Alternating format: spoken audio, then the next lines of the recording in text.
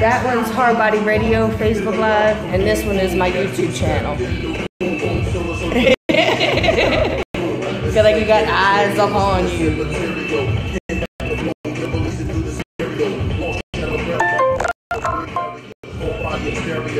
This is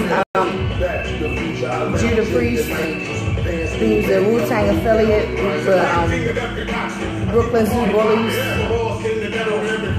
These people sent me this. Yeah. He was just at the first Wu-Tang Wednesdays. But he was supposed to be on my show a few months ago, but some things I'm trying to get him back on my show. Because it was on Wednesday. I mean, I could, but I had to make sure the studio is empty. And they got shows. But I could have done it that next day because he was still in town until Friday morning. But I didn't know that he was still in town. Like, I knew he was still in town, but I didn't know that he wasn't busy until he hit me and said, I got cabin fever. I was like, I thought you guys were out. Yeah.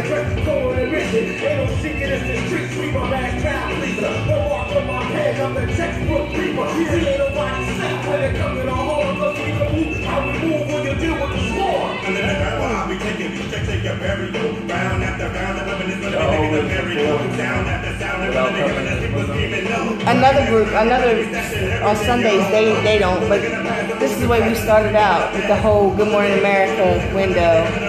You see some of the craziest shit out there. You see crazy shit. We seen it was like a fiend or something. She was getting ready to get hit by the damn bus. It was like she gonna just bounce right back up. That's all.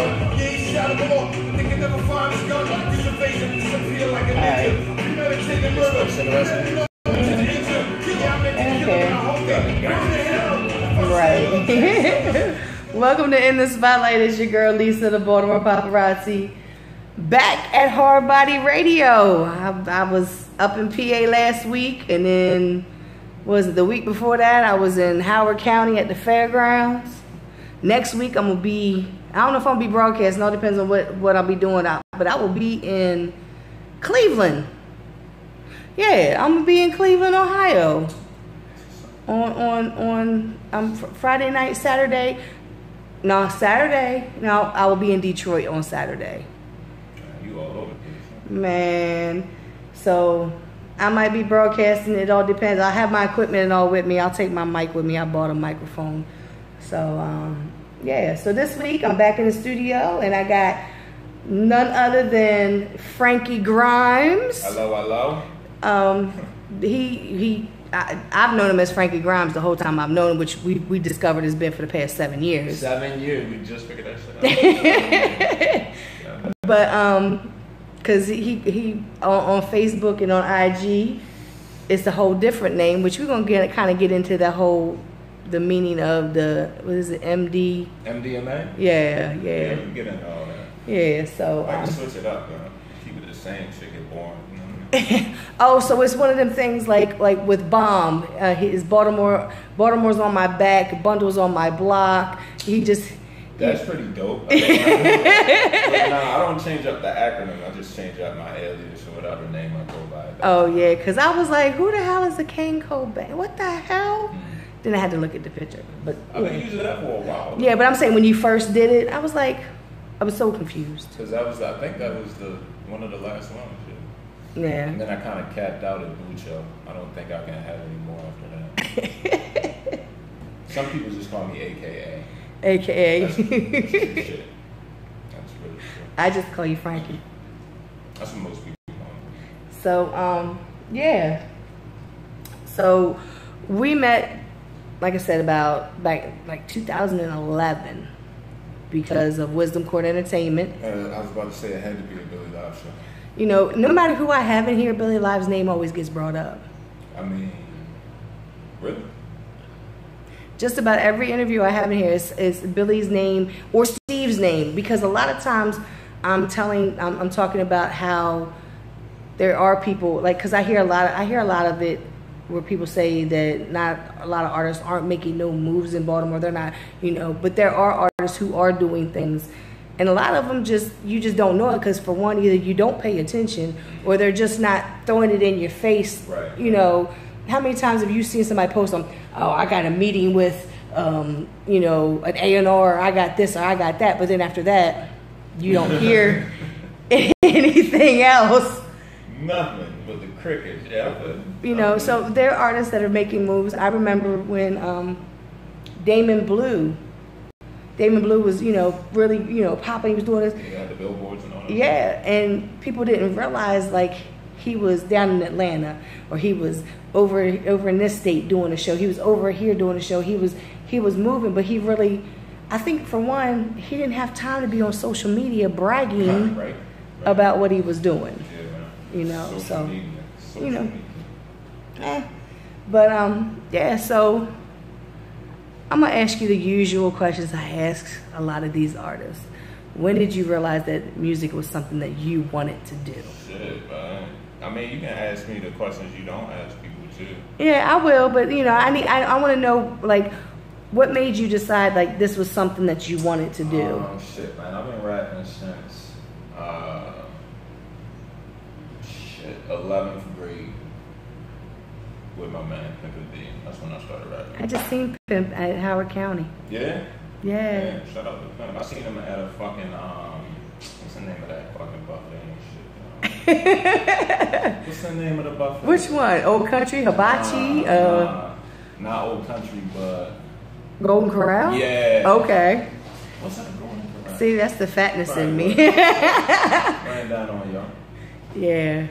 It's good to see him, man. Shout out to Put D. That's what I started making music with. Put D. We used to make music in his shed in his backyard. Wow. Yeah. I made my first beats with Pimp. Made my first tracks with Pimp. Yeah. First video? Nah. The first video I ever did was actually made it. It was a Black Staff video for On My Grind. And I just had the camera like hanging out the window. And I just took mad shots of Baltimore and chopped it up with pieces from like shows and shit. Oh, okay. So we didn't even like perform for the video. But sometimes those are the best videos. It was okay. At that time, it was grungy. Like, that was us. We were like underground and shit. So, right. But, yeah, looking back now, it's probably tragic. But I mean, it shows your growth. Absolutely. So, I have artists always, they say, well, one of my very first songs I recorded, but don't go and look for it because it sounds like, I'm like, but that shows your growth. I mean, I don't even think you can find that shit. Probably not. I probably deleted it. He said I probably deleted it. I probably did. So 11th grade, and was it, how did you decide, like, you could do, like, because you were listening to, who were you listening to back then? Shit, man. Who was your favorite? Like, probably 3-6. Okay. I think that's how me and Pimp got cool, because we was both like super into 3-6. And when we was like making beats and shit, we were definitely making beats like 3-6. We didn't rap like him too much. Mm-hmm. Like Pimp kind of did early on, but like over time that shit faded away. But yeah, man. And even back then, 3-6 was not. They were definitely not mainstream. I mean, if you think about it, wouldn't they be considered mainstream like now? Yeah, now they are. But even because I remember the first time, like, I had heard of 3-6 Mafia, but I didn't know any of their music, didn't know who they were. I heard the name. Yeah. It wasn't until, was it Stay Fly that right. You know what I'm saying? Yeah, man. And you know the funny thing about that? They were signed to a major the whole time. Mm-hmm. And they were one of the first people that had their own imprint and shit. Yeah, so, that's like I say, like, music, like, I'm from the Eastern Shore of Maryland, country. When I went to Job Corps down in Southwest Virginia, I was down there with girls from Philly, Pittsburgh, Harrisburg, D.C., Baltimore. So and then some of the girls from down, one of my homegirls, she's from Pittsburgh. The little boy Antoine Rose that was just killed by the police, shot in the back. Yeah. That's one of her cousins or something. Yeah. Well, she was introduced to go-go while we were at Job Corps. Yeah. So we got to blend music because like I'm listening to go-go and I'm listening to, you know, hip hop because 92Q. And, you know, 95.5 had, you know, would play go-go. So, you know, Rare Essence at that time was the thing. Work the Walls, and even you want to go back to was 88 with EU and Doing the Butt. That's go-go. So we were blending music because it was music that was, you know, DC is known for go-go. Well, Pittsburgh and Philly didn't know what go-go was, really. Right, you know what I mean? So like 3 6 Mafia, I had no clue who they were, one until Stay Fly.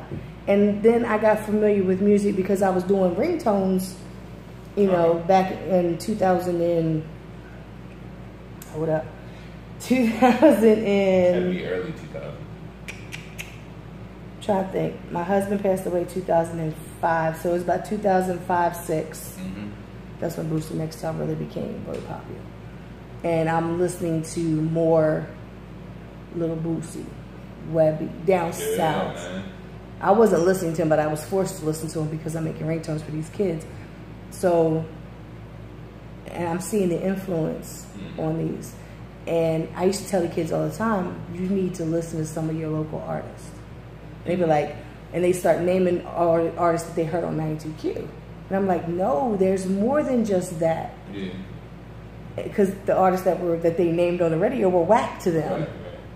So, speed forward to when I was doing my In the Spotlight shows at 5 Seasons, I met up with somebody who wanted to do my show, and he used to come get ringtones and instrumentals from me. Wow, full circle like a bitch. That's crazy. So that's why a lot of times I ask, like, who were you listening to that kind of influenced you into being able to rap? You know? Yeah, man. It was, at that time, I was definitely listening to 3 6, but like my style or my writing style is, I would say, a combination of Sean Price, Kiss, and Biggie. Those I can see that. The guys I've like usually emulated my shit off of, and then over time I just started playing with my shit. So now I can do a lot of things and have fun with it. But in the beginning, it was definitely them 3. Like you can hear it in the cadences and all that shit. Right. Because a lot of people, they don't.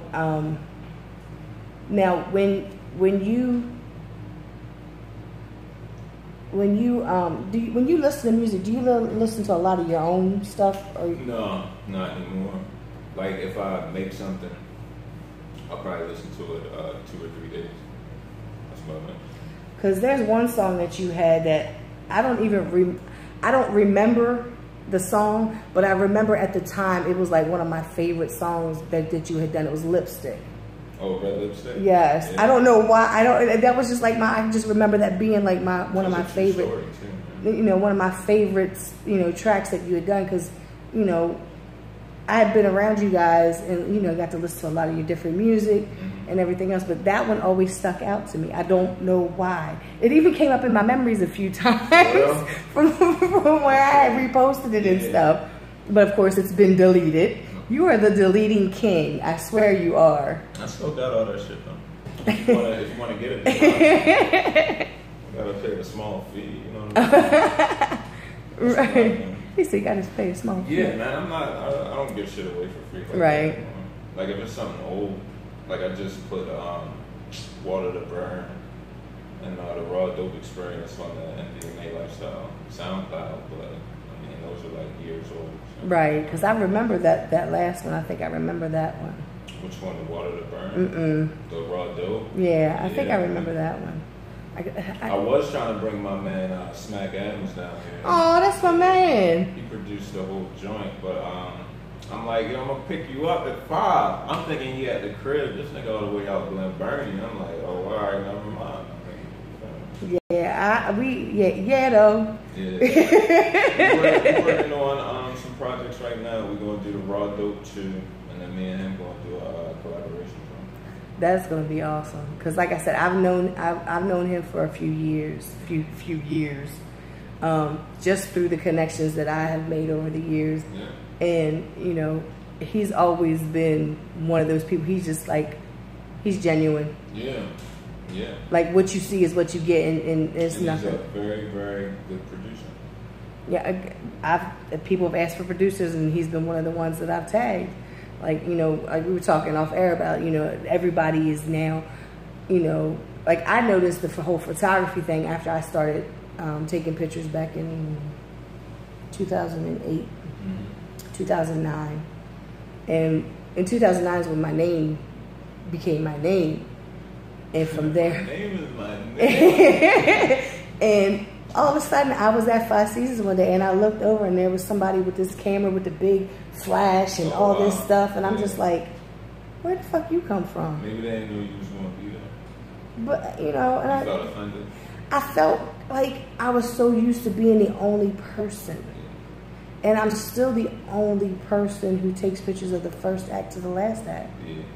Like, I don't see many people doing that, you know. Yeah, normally when there's like a photographer or a video camera, it's for a certain artist. Or maybe two if they like you.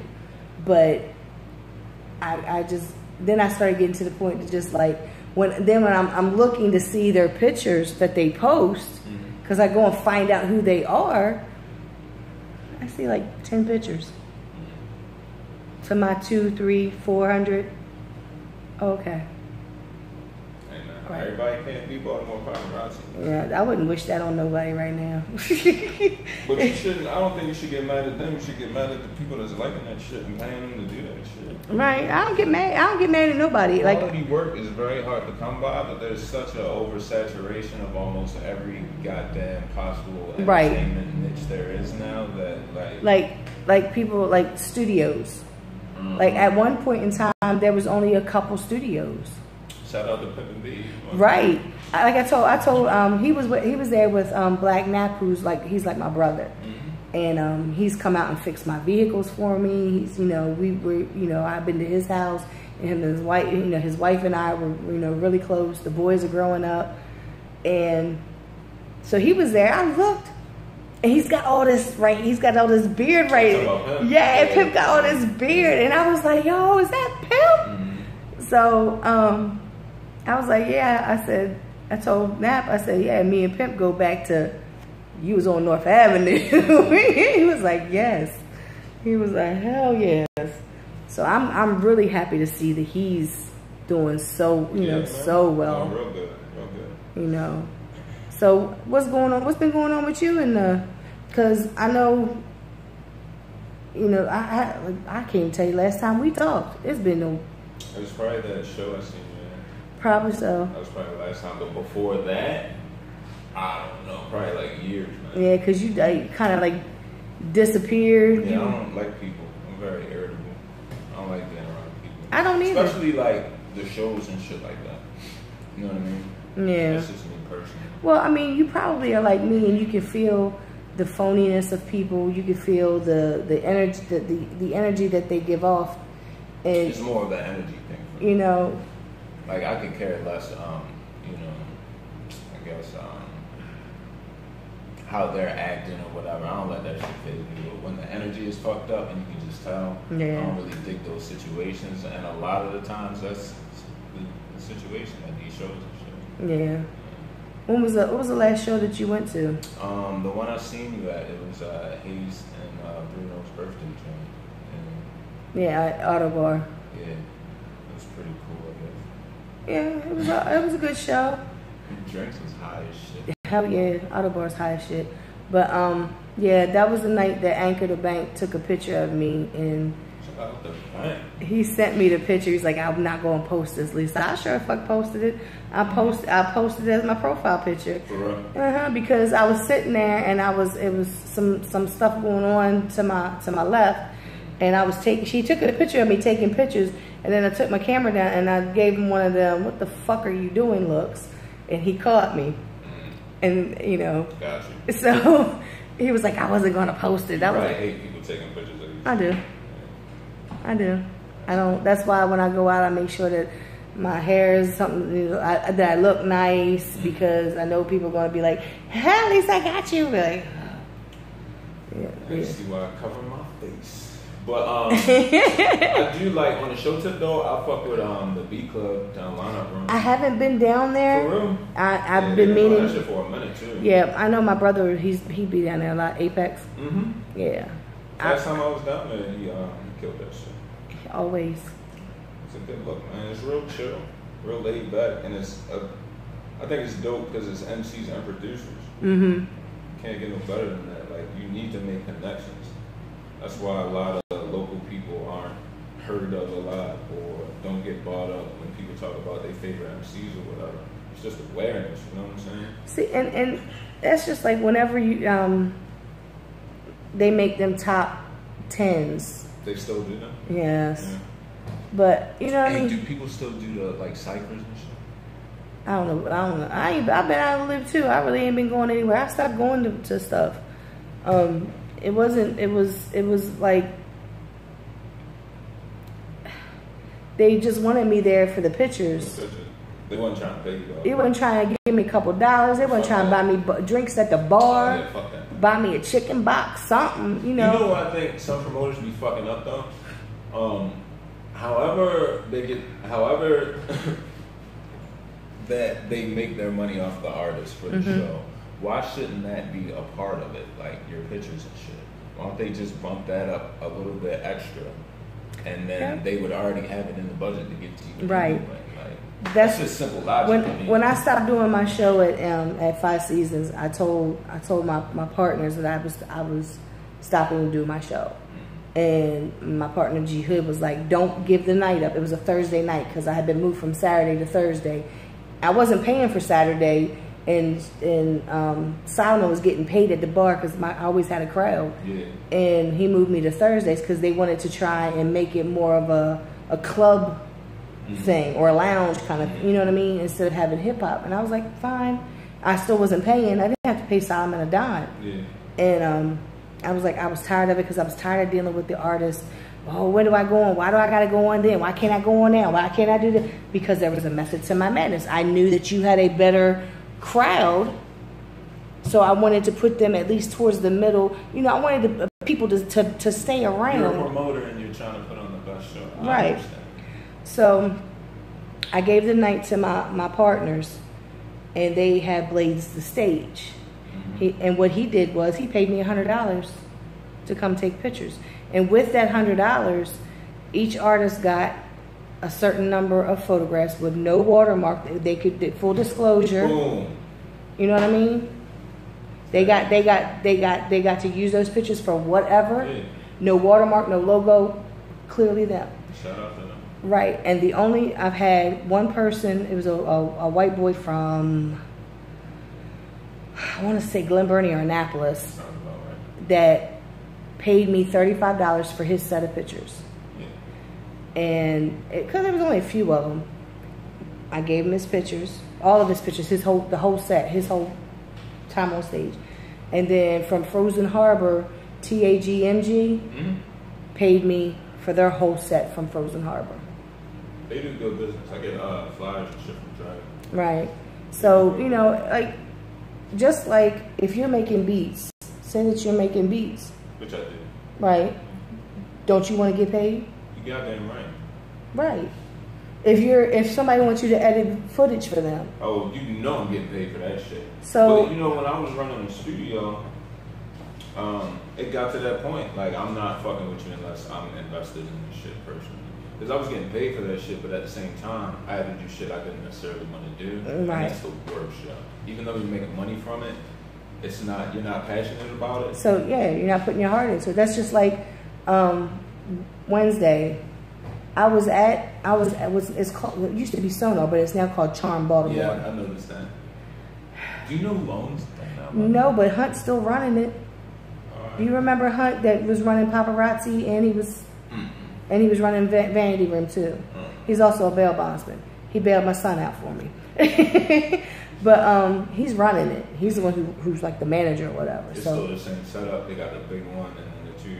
No, the two became one when it became Paparazzi. They knocked out the wall. Oh yeah, you're right. And had that little bullshit seat section and shit. Right. So we weren't over in that side. We were over in the club room, the big room. Yeah.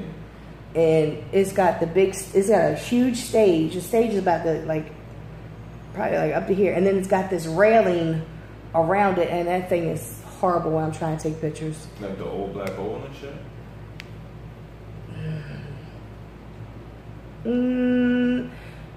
No, well, not really. It's silver, and it's got these like they cross in front of in each section like an X, but because the stage is so high and the railing it interferes with trying to take pictures of people who's on stage. I was there. I wanted to be there because I know that Vega, who is Protect Your Neck Records, Wu-Tang Management, he gives advice. He drops jewels for the past 2 weeks. He's been giving artists knowledge of things that they should be and can be doing. Okay. You know, like he was telling people about the whole paying to perform. Mm-hmm. He's like, stop fucking doing it. You're paying to perform on these big shows. Stop. He was like, it's not really worth it. He said you should be getting paid, you know. But like he was just giving so much knowledge. So I was there because I'm supporting what they're doing. I'm making my connections because it's a networking event. Mm-hmm. And you know, I'm listening, I'm paying attention. Plus, I'm going to be helping them with something that they want to venture to because of my connections over here. So I'm directing traffic. Yeah, you're a very good facilitator. So I really didn't want to be there either. So my pictures, I'm looking at my pictures as I went through them. I was like, yo, I can tell that I did not really want to be there. Gotcha. Nobody else can, yeah. But I can. I understand. So I already know when you have to do something that your heart's really not into it, you're like, it becomes a chore. Yeah. It's already a job, but now it becomes a job. Yeah, man. I mean, that's why I haven't recorded music for like a year and some change. You know what I mean? It just wasn't into it. Right. Well, I figured it was because your family has expanded a little bit with the birth of your, you know, yeah. with your beautiful little girl. Thank you. Yeah, she is beautiful. Yeah, I had a kid. I lost a kid. That hurt my soul. Like yeah. I really. It was a fucked up time, man. I had no motivation to do anything artistic. You know what I mean? I mean, I foresee, like, I'm a type of person that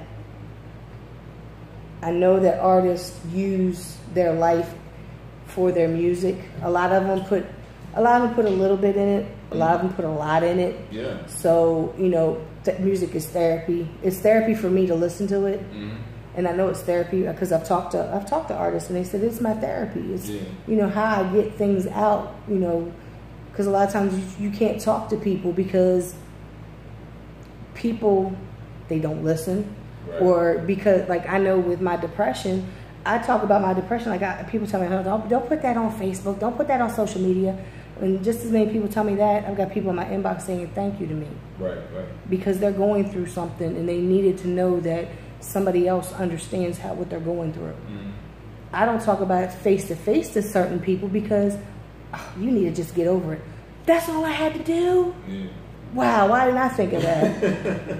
You know, so with artists, you can put that in your music some form of way and be able to work it out. Well, the thing is, I already knew I was going to take a break when I was perceiving to have twins and shit. I'm like, I'm going to take a break. Everything I do, I'm just doing it at the crib. Right. But I really thought I'd be able to maintain being artistic at the same time. Then what happened, and I had no drive to do any of that kind of shit. Right, and that's understandable. And even like speaking on that topic or incorporating that shit in my art, I don't think I'm ready to take it there yet. Right. But recently, other things have happened, you know what I mean? And it's kind of changed my perspective on things, so I'm ready to start being creative again. Right. So that's why I put out Free Air, which is on iTunes and Spotify and Tidal and whatever other streaming service you can think of for a small fee. Of course. You don't subscribe to the service. Of course. I got Google Play. Yeah. You know what I mean? And it's nothing. I have such a mean catalog of like unreleased music that's not dated in the sense I'm talking about things that aren't relevant anymore. Right. So, yeah, why not put the shit out? Make a little bit of change. Because my whole goal, like making music, was just to maintain a sufficient living off of this shit. I think that's all artists really want at the end of the day, just to get paid for what they want to do. It's kind of selfish in a sense too. Not necessarily. I mean, like, I started out taking pictures because I didn't know anybody. And I thought maybe this would be a way for me to be able to remember who people. That's wild, crazy. You took pictures because you didn't know anybody. Were your intentions to like meet new people taking pictures of? No, not necessarily. I got introduced to this scene through Bomb, back MySpace days. Wow. 2006. Yeah. July 2006. Fuck no, MySpace ain't 2006. Yes. You said. Yes. Was it really? Yes. God damn. Niggas old. Yes. Shit. So because of him and listening to his music, him reaching out to me, listening to his music, because like I told you, I don't know where I thought that artists that I heard on the radio and who I like listening to, I guess I didn't realize that they came from the underground. Like I didn't know where they came from. So when my eyes were opened up to the Baltimore underground scene, and I'm hearing artists who I think are good enough to be on the radio, and I started going to shows. I didn't know people. Like I was listening to the Blog Talk radio show that Shaka Pitts had back then in 2007, and I'm hearing the music, I'm hearing the names, and I'm becoming familiar. Had no face except for MySpace. So you took pictures trying to learn who people were, as opposed to like meeting new people. And shit. Right. I've looked at that totally different. But you know what I mean. So that's how I started taking pictures, and that was like, I love taking pictures anyway. I've always taken pictures. I've always done a little bit of photography. You know, I have a favorite tree back home that I used to take pictures of with leaves, without leaves. You know, during different seasons and whatnot. So, you know, for me, photography was fun. Yeah. So when people started, you know, liking my pictures, and oh my God, these pictures are so great, da da da, then it was like, you know, you're doing it for the love of what you do, and that's cool. But then when somebody takes advantage of that, then that's when you need to be paid. Right. You know what I mean? Like it's all. Yeah, I know all about that. You know, but you see what I'm saying? Like there's certain people that I have no problem going and taking pictures of them while they're performing, because my watermark is across the middle and my logo was on the picture. Even if you crop my logo off, that watermark is right across the middle. Right. But if you want me to come to your event, Lisa, I got an event going on and such, blah, blah, blah, blah. You should come out.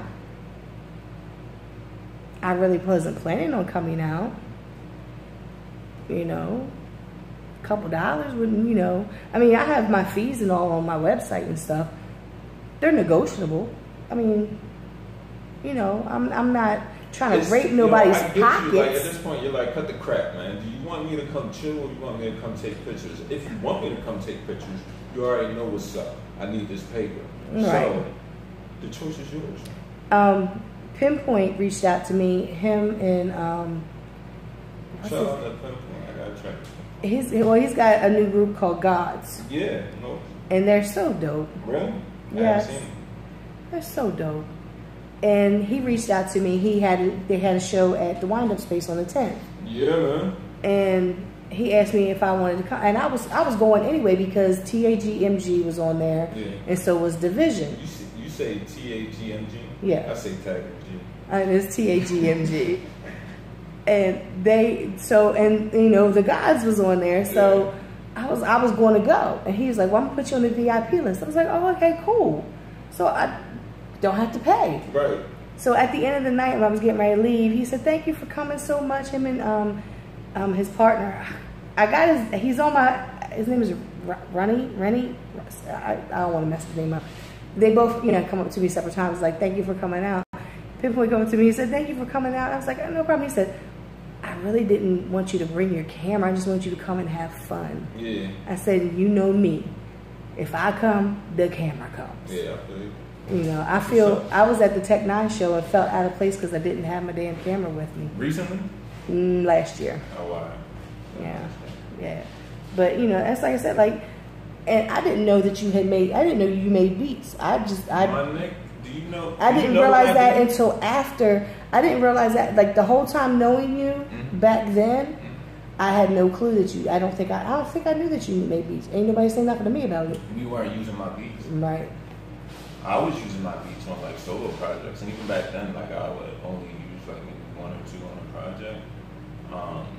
But my early shit, it was all on beats, and I've always produced for other artists that I fucked with that wasn't necessarily like Black Staff. Mm-hmm. So yeah, man, I make beats. I make covers, flyers, videos. I already got 1 short film.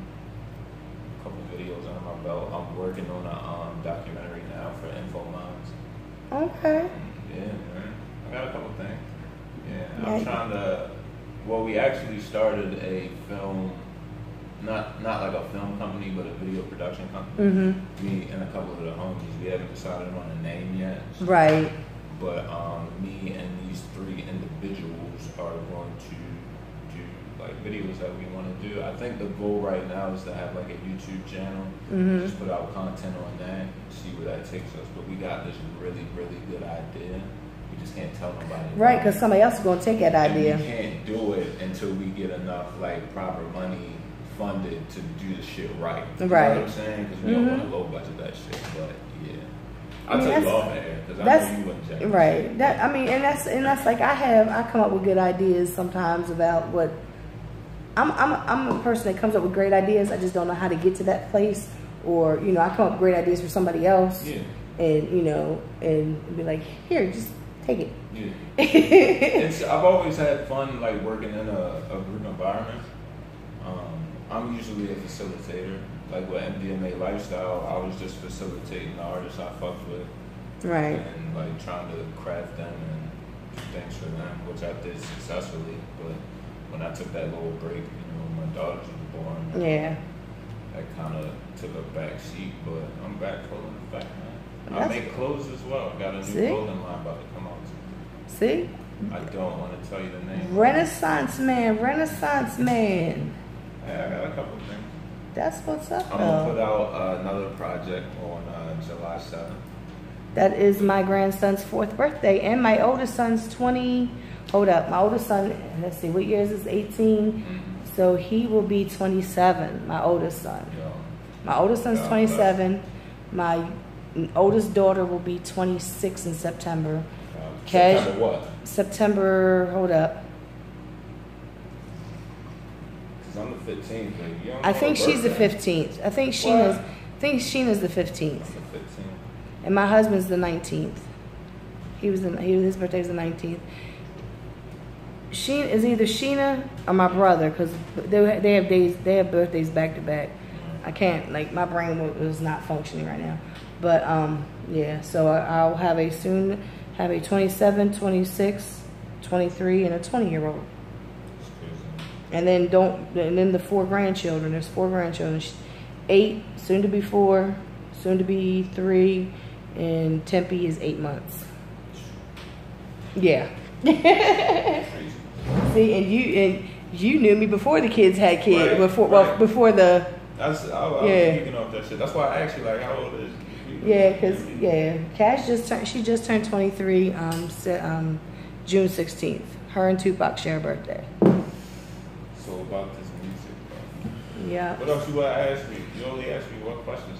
I know, but see, that's the whole lovely part of it. We having a conversation. We done covered so many different things. Yeah. So I'm gonna play some music though. Are you? Does that mean I can take a bathroom break? Yes, sir. Right. Yes, sir. Yes, sir. What you gonna play? I got Villains Are Us.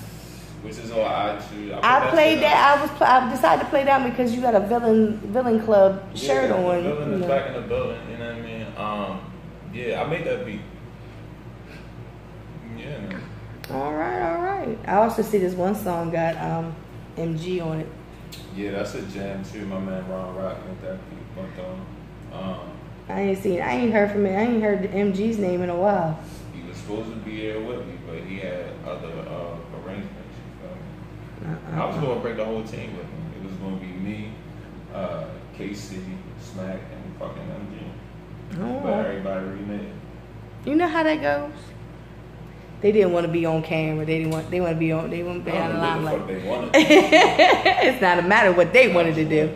Like, that's the type of person I am. It ain't all about me. I don't even like doing shit. I know. That's why I was shocked that you said when can I be on your show? I was like, what? Well, that's because I want exposure, but not necessarily for music. Right. I feel like that wait for me is like over, but people tell me I'm good, so.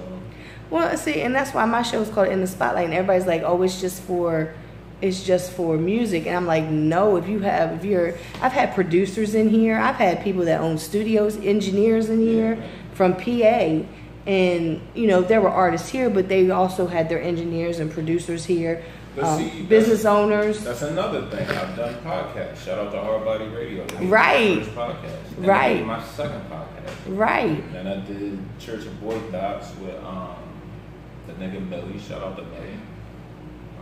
That's another person I've known for years. Yeah, man. We was running an art gallery at the time. We had the bomb ass podcast. Shit ain't work out. You know what I mean? And then I did my own at the check. And I was playing the role of the interviewer. Uh-huh. You know what I'm saying? The whole time. I always did that shit. Even when I was making raw audio mixtapes, I was putting local niggas on it. Right. But that was back in the day. Right. I remember them. Fucking, who we talking about? Like Pinpoint, Only, Lenny, Scarlett. You know the way. Right. You know what I'm saying? Like, I came up with them niggas. So right. I don't even know, like, the new guys. I see Stars still out here doing this thing, and fucking, Davo. Yeah. His name's becoming more and more. I seen Los just put out a joint, Scar. I think Comp still be doing his thing, right? Comp is he's doing something. And we just did a show a few months ago. He brought in Jay Stone, who was Nipsey Hussle's actually his friend, but it's also somebody Jay signed to him, and he brought him to town, and they performed down at what used to be 2 O'Clock Lounge. It's now called Austin's Lounge, and so he's been, he's still doing some things. Like, I still got to get him in here. He was supposed to come that day for an interview, but miscommunication. He fell asleep. So I don't know what happened. That music shit make me better though, cause like I've been on shows with all of them niggas at this name. You know what I'm saying? Mm-hmm. With the exception of Los, probably. Right. Fucking, like, I don't know. I feel like niggas don't really get the respect or the acknowledgement that we should. And I would agree. Like I said, I'm not trying to be that guy. You know me, I'm not that guy. But at the end of the day, niggas was nice. We was doing mad shit nobody else was doing. Right. All the shit people are doing now, like, we been did that shit. Right. And we were doing it fairly well. But I think, I don't know, like I was telling you earlier, like it's all about generating like new fans and new revenue for yourself. Right. So I can't get stuck in the music bag because at this point it's so oversaturated. See, and what I usually ask people when they talk about their music and be like, I want everybody to make it, but if for whatever reason you get tired of doing the music or it's not working out for you, what else can you do? Yeah. And I've had a couple of them be they have nothing else, but then I had people like yourself. Well, I can make beats, I can engineer, I can do this, I can do that, and I'll be like, yo, you're yeah. I think my problem was that I always tried to facilitate other people, and I invested a lot of my time and energy into a unit kind of thing, which isn't bad, but it hasn't worked out like that. So right. I'm making different moves, like new business partners, new ventures. I rebrand a lot. You know what I'm saying? I change my name a lot, but that's what keeps it fun for me. It keeps me motivated. Well, not only that, then when somebody says, well, who is this? Who is this? And, and they pay attention a little bit because you're a new name, But then they see it's you, and you're like, well, you know, what I'm doing now is totally different than, you know, this name that I had, you know. It's crazy. It's crazy. I got a lot of names. People know me as a lot of different shit. I've been to like an event and got called 4 different things that happened. I just call you, you know, Frankie. Right. Yeah. I just call you Frankie Grimes. That's what I know. That's what I know you as. That's like. That was my first like stage name. Raw Skinny Frankie Grimes. No, it was Big D. That was my first name. Big D. Yeah. What? It was Raw Skinny Frankie Grimes. Raw Skinny. But I like your name was Raw Skinny, but I knew you as Frankie Grimes because I was like Raw Skinny, and then it just you know, every time the guys would talk about you, it'd be Frankie. Just like, you know, people actually think Hayes' name is Rick. Right. You know. You've been doing that shit. I used to die laughing at some of the posts, you know, some of the comments, and they would be calling him Rick, and I was like, that's nowhere near what your name is. You know, at least Jay's close to his name. That's not his, Jay, the Bruno, that's like recent. That's not your first name. I remember your first name. I ain't gonna put him out there. I don't know if you would want me to, you know what I mean? But I always had an alias because I didn't want my last name known. Like, right. Because I have a prominent last name in Baltimore, and I don't really want that shit out there. You're like, no. That's just to be completely honest. You know, people, like, I still have people who, they don't call me Lisa. They'll call me, well, they call me Lizelle, which is not how you pronounce it. It's actually Liesel. But I get called Lizelle all the time. I'll be like, all right, that's cool. Do people call you Baltimore Paparazzi? Always wanted to know that shit. Yeah, all the time. Comp is the only person, the only artist that gets on stage and shouts me out as Lisa Stant. Like your whole government? My whole government. My whole government. Division calls me Mamarazzi. They gave me their own special name. Most people, when people just call me Paparazzi, I hate that because I was already being confused with the club. Yeah. Like I was having people hit me up through Facebook talking about, when can I perform at your club? I'm like, what club? I don't have a club. Yeah. I mean, that's easy. I can see. In my bio, in my little thing where it says, hi, my name is Lisa, I'm the bar paparazzi, not the club. But nobody reads. This is Baltimore. Right. This is the city that reads, though. Remember? That's what they. That's what they try to say. Let me play this song because we're gonna take a little break here. So we're gonna be right back at Hard Body Radio. Yeah. Play that. What the? Oh, I play both of them. I play both of them. Playing back to back. So, Hard Body Radio in the spotlight. Your girl Lisa, the Baltimore Paparazzi, sitting here with Frankie Grimes, aka Man of 1,000 Names. That's gonna be the next thing he writes. Shout out to Lisa. I really appreciate you. I really do. Thanks for letting me come through. Of course, I appreciate you coming through because, like I said, we haven't had a conversation in years. Yeah, it's about to kick up though. It's about to ask me all the questions you were talking about. So we're gonna be right back. Y'all stay tuned. Where's the bathroom, man? Oh, don't lock up. Don't lock up. Smoke creeping through the Don't lock up. High like a bitch. One is mine on the flip. Trying to get rich, I'm just trying to get grip. Never fail with a flip. Fresh bag full of chips, nigga. This program always locks the fuck up. That's why you got the video feed. Yep, that's why. Technical difficulties, y'all. What a bathroom. Straight back through the 2 rooms. You go in the hallway, and it's the first door on your. It's the only door on your right. The light switch is on the outside. Well, we got the supposed to be the office. We got Studio B, the hallway, and Studio A is in the back.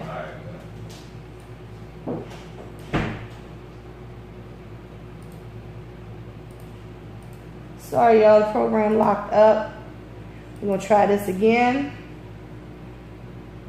Thank y'all for tuning in. And we'll be right back.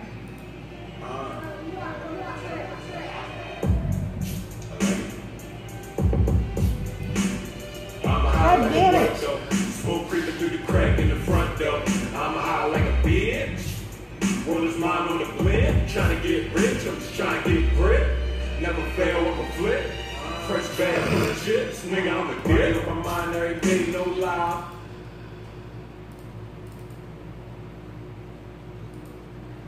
I gotta pee now.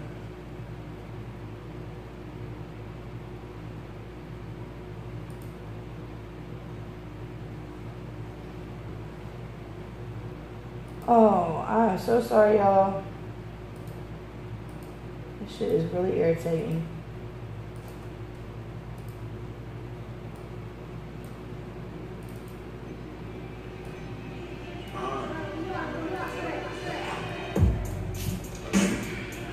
All right, try that.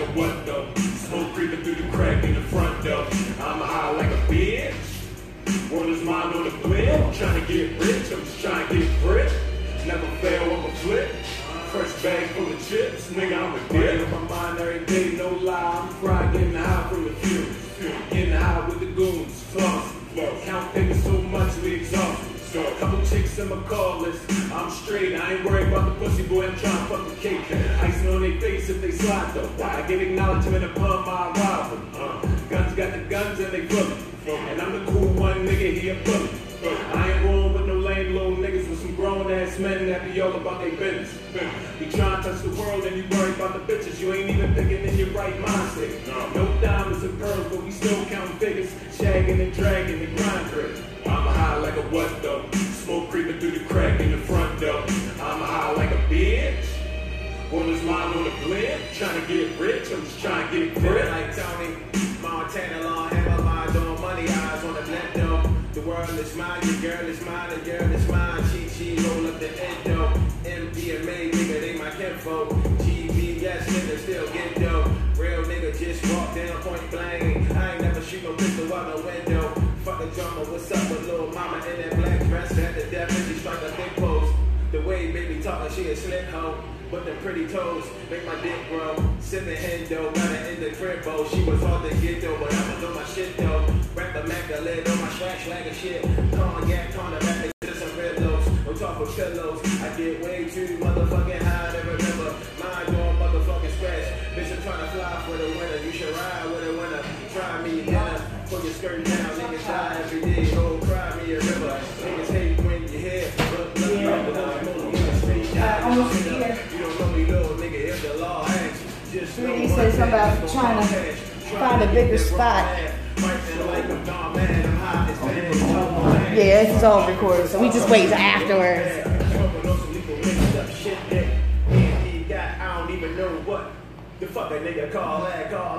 Yeah, program acts stupid. Creeping through the crack in the front door. I'm high like a bitch. Roll his mind on the blend. Trying to get rich, I'm just trying to get grip. Never fail on a flip. I used to have gummy bears. Nigga, I'm a dick. But I had to get gummy worms today. What's the brand? That's the little 99 cent one. But they're good as shit. Pulling bad holes in the winter sweater when it's hot. You fucking up the drop, get your hands up.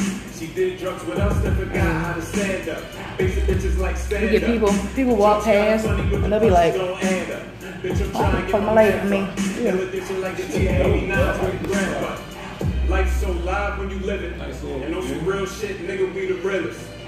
You got tough skin, we can peel it. Pour gas all in your boots so you can feel it. You don't gotta play it on song. I figured it was gonna be, because I know I had to high like a what though? Smoke creeping through the crack in the front door. I'm high like a bitch.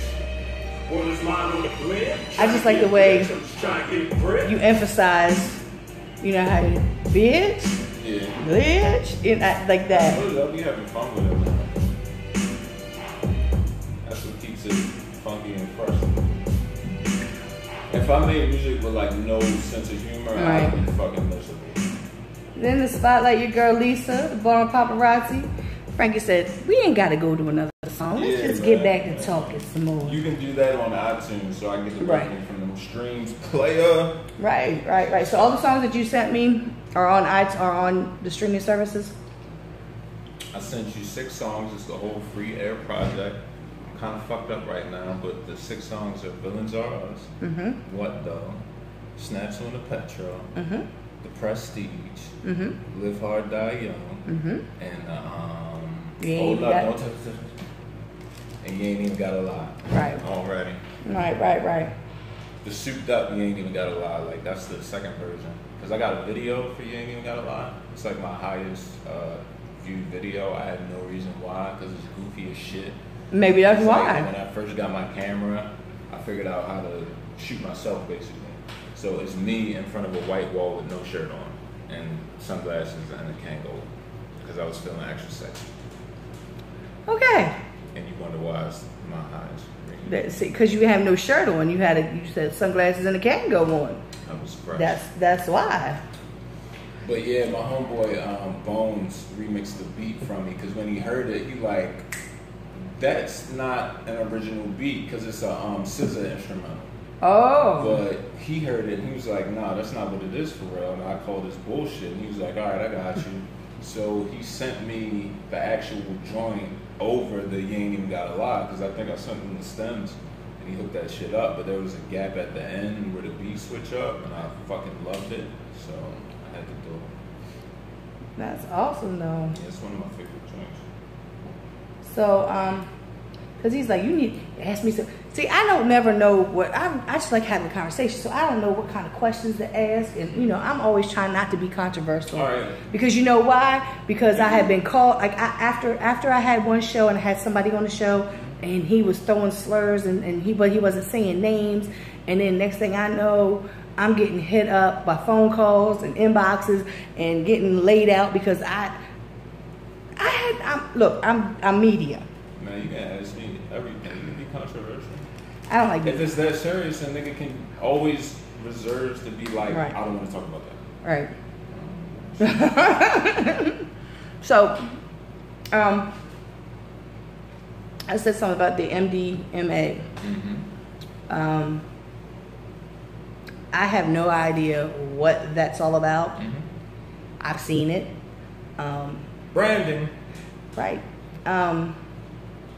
I think that came about when you were dealing with the arts stuff, yes. Because I know Millie, so you know, like I said, me and him go way back. Like he came to my house to give me a shirt, which I still have hanging up. It says I'm a trap girl, because they had a song called I'm a Trap Boy way back then. Right? And my Liesel 127 is on the back. And they came to my house when I lived over west on Poplar Grove in Winchester and brought me CDs.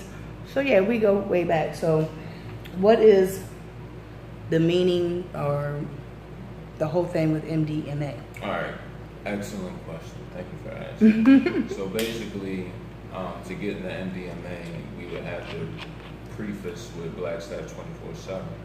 So that's me, Bruno, and Hayes, shout out to the bros, you feel me? So I don't think we were working on like a group project at the time. So I think I just got like a new crib or something, and I was still doing jams, but I was doing jams with other people. Right. And I was like, yeah, I got a new little squad I can fuck with, you feel me? And I was having mad fun making music, and me and Messy Guns just started working on For the Dough, which we put out on MDMA. But we just started working on that. I'm having a good time living off Ingleside. Then I got my own spot, and it kicked up a notch. That's when I started doing more video work and shit like that. And then I got sick, and I was in the hospital for like a week in like ICU because I caught some sort of viral infection and I almost fucking died and shit. And I was told about that. But right before that, I had linked up with Millie because I seen him and my homeboy John Brown, who I also went to high school with, and you had on this show a couple weeks ago. You know him as JS. Oh, okay. I was like, I'm wondering why I've not known about him until he hit me up. I'll tell you why, but you know, I went to high school with him.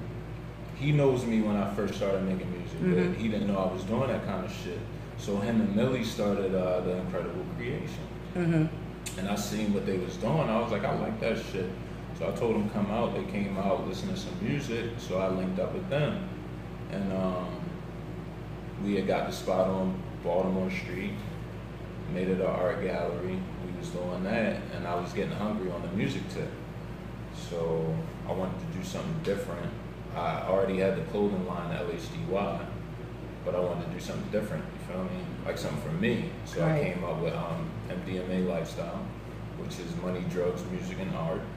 Oh, well, okay. That's why the logo is a dollar sign, a weed sign, a paintbrush, and a fucking treble clef, I think. And the thing about it is the logo is so tough that it's easy to merch that shit. Right. And put on like stickers and flyers. Like you'll be drawn to it if you associate with those four logos. And I got good feedback on just the logo alone. Me and Messy Guns just finished up his project. My man King Cyrus, I was fucking with him. We was working on some shit. But I didn't have anybody to make beats except for me. And I didn't really want to at the time. Right. Because I make beats, but I don't do it enough to like facilitate some shit like that. Right. So I think I made a Facebook post like we was talking about earlier, like tag the producers and shit. And somebody tagged this dude named Ron Rock. And I listened to some of his shit. I'm like, damn, this guy's rocking. So I had him come down to the gallery where I had my studio at the time. And it was just a wave, you feel me? I fucked with his vibe. He did the same kind of shit I did. So he was like the producer. And then Millie wanted me to fuck with his homeboy, Rello. Yeah, I know Miss J. Rob. Yeah, because Rello really wanted to make music at the time. Right. But I don't think any of their homies were still doing it except for a Holiday. Yeah. Holiday was working on some shit with his homeboy Shells. Yeah. Shout out to Holiday Shells. And actually, they were going to do like a YGM project, and I was supposed to be on that shit, but it fell through. Like, we had a couple songs and shit, which are still on SoundCloud. But, so fuck it, I'm gonna do my own thing. And I fuck with the homie. So, yeah, it was me, Rello, KC, MG, and Ron was the producer. And yeah, we came up with a lot of good music.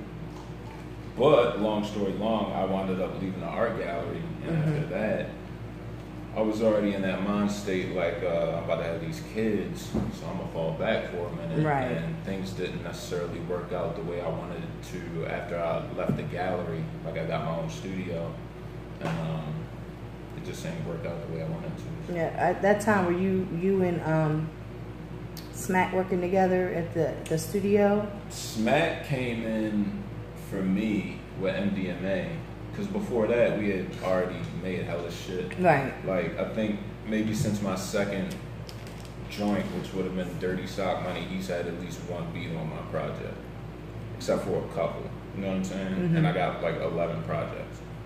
Because the reason why I was asking, because I was having a conversation with somebody, and they said something about you and him, like you had a studio somewhere, and I guess he was there, like he was working in the studio with you there. Yeah, because I was like, bet we got 2 producers now. Right. Because that's what it was. Smack wasn't, he wasn't home. He was in Virginia. Right. So we was doing the email thing, and I went up there to see him maybe 1 or 2 times, you feel me? But when he moved back to Baltimore, I'm like, bet, my nigga, you can just come through my shit and make beats at my shit. That's the kind of person I am. Right. You know what I mean? He really appreciated that. Because I knew he was dope. Yeah. So and he's a good person, too. Yeah, it was him and Ron making beats and all of that art. Like, we got some jams. They gonna come out real soon. I'm sure they will. That's one thing, like, that I always knew about you was that you had music. Yeah. You had catalogs of music. And because it's easy. You know, even if it was like mixtape stuff, you know, because I remember you putting out a mixtape. Because, like, did Black Staff ever have a whole Black Staff album? Yes, there's one Black Staff. I was thinking about this shit on the way over here. I don't really classify things as like albums and EPs and shit like that, especially when it comes to shit I've been. Well, usually I say project because it's just simpler for me to say project. But as Black Staff, there's We Own the Night, which is like the first official Blicky, which is, you would probably consider it a mixtape. It was instrumentals on there. I think I had that one. But it had everybody. Like, if right. you were ever a member of Black Staff, you're on that project. Right. And that's like... I think I had that because, you know, I was the only person who have an actual hard copy of Fly Music. And I just... no, it's not Fly Music. Well, I'm saying he didn't have it, and I gave it back to him. I mean, I had already saved it on my, you know, my hard drive or whatever. But I gave it. But he didn't have his own personal hard copy of it. Like, I was like, well, I still have it. But that was the wave. Like, we owned the night, and then you remember DJ Black Wizard? Yeah. I had a real good rapport with him, so it got to a point where I could send him anything and he would host it. Right. Or whatever. Because at that time, I didn't have access to Jabril like that. And right. So I really wanted to fuck with it. But Black Wizard used to hold me down. He could throw little drops in and all that right. to make it sound official. But he did Vex in the City. Mm-hmm. I've had that one too. But Vex in the City is just like a compilation of songs. Like, we didn't make that. Right. And then it's Chop, but we never put Chop on. Right, because Chop was one of my favorite songs, that and, you know, Work, which I still play on my radio show. But, you know, Chop was actually like one of my, you know, my favorite songs. And I don't even have that song anymore. I don't know where. I think when things went south, I think I deleted a lot of shit. Because I know the pictures I took at the birthday party, the whole thing got deleted. They're just totally gone. I mean, you know, Chop. Yeah. But Chop is just me, Bruno, and Hayes. Yeah. And that might be the only one that's like that. Right. Because there were, like, when I met you guys, it was just you three. But, yeah, it was just you three up on that stage. But I knew that because of this, I was intricate I was there anyway. Bad News was always there too. Yeah, but I never seen Bad News perform. Really? Mm-hmm. It wasn't until the birthday party I think I seen him perform. Okay. But I heard him on the songs. Mm-hmm. And so, like, to me, Black Staff was just you three. But then, as, you know, conversations happened, I found out that there were, you know, Bad News was part of it. Even B was on one of the songs on Fly Music. Yeah, B on a couple of my projects. You know, so it was just that I guess you three kind of stood out and were ready to be on stage where maybe some of the others weren't taking it as serious. I definitely wouldn't say that. I definitely wouldn't say like other people weren't taking it as serious. I would say it became us three by circumstances. Because I do remember a show at Sonar. I don't remember what show, but I got pictures. I've got pictures. And it was you guys, and I think Raymond was on stage, and there was like a whole... Like, so Black Staff, as a collective, the original Black Staff is fucking Jay, Pim, Hayes, Bad News, Low, who you know is Raymond, fucking Big Steve, Bad News, and me. Yeah, see, and I don't even know who Big Steve is. And then I don't think. By the time niggas started performing, because when Black Staff started doing shows, we did one show with that lineup, and I think I got turned off for whatever reason. I think I started dealing with this new chick at the time, so I was just, you know, getting pussy doing that shit. Yeah. And that happens. Like, we about to perform again, and I was like, I wasn't really fucking with it.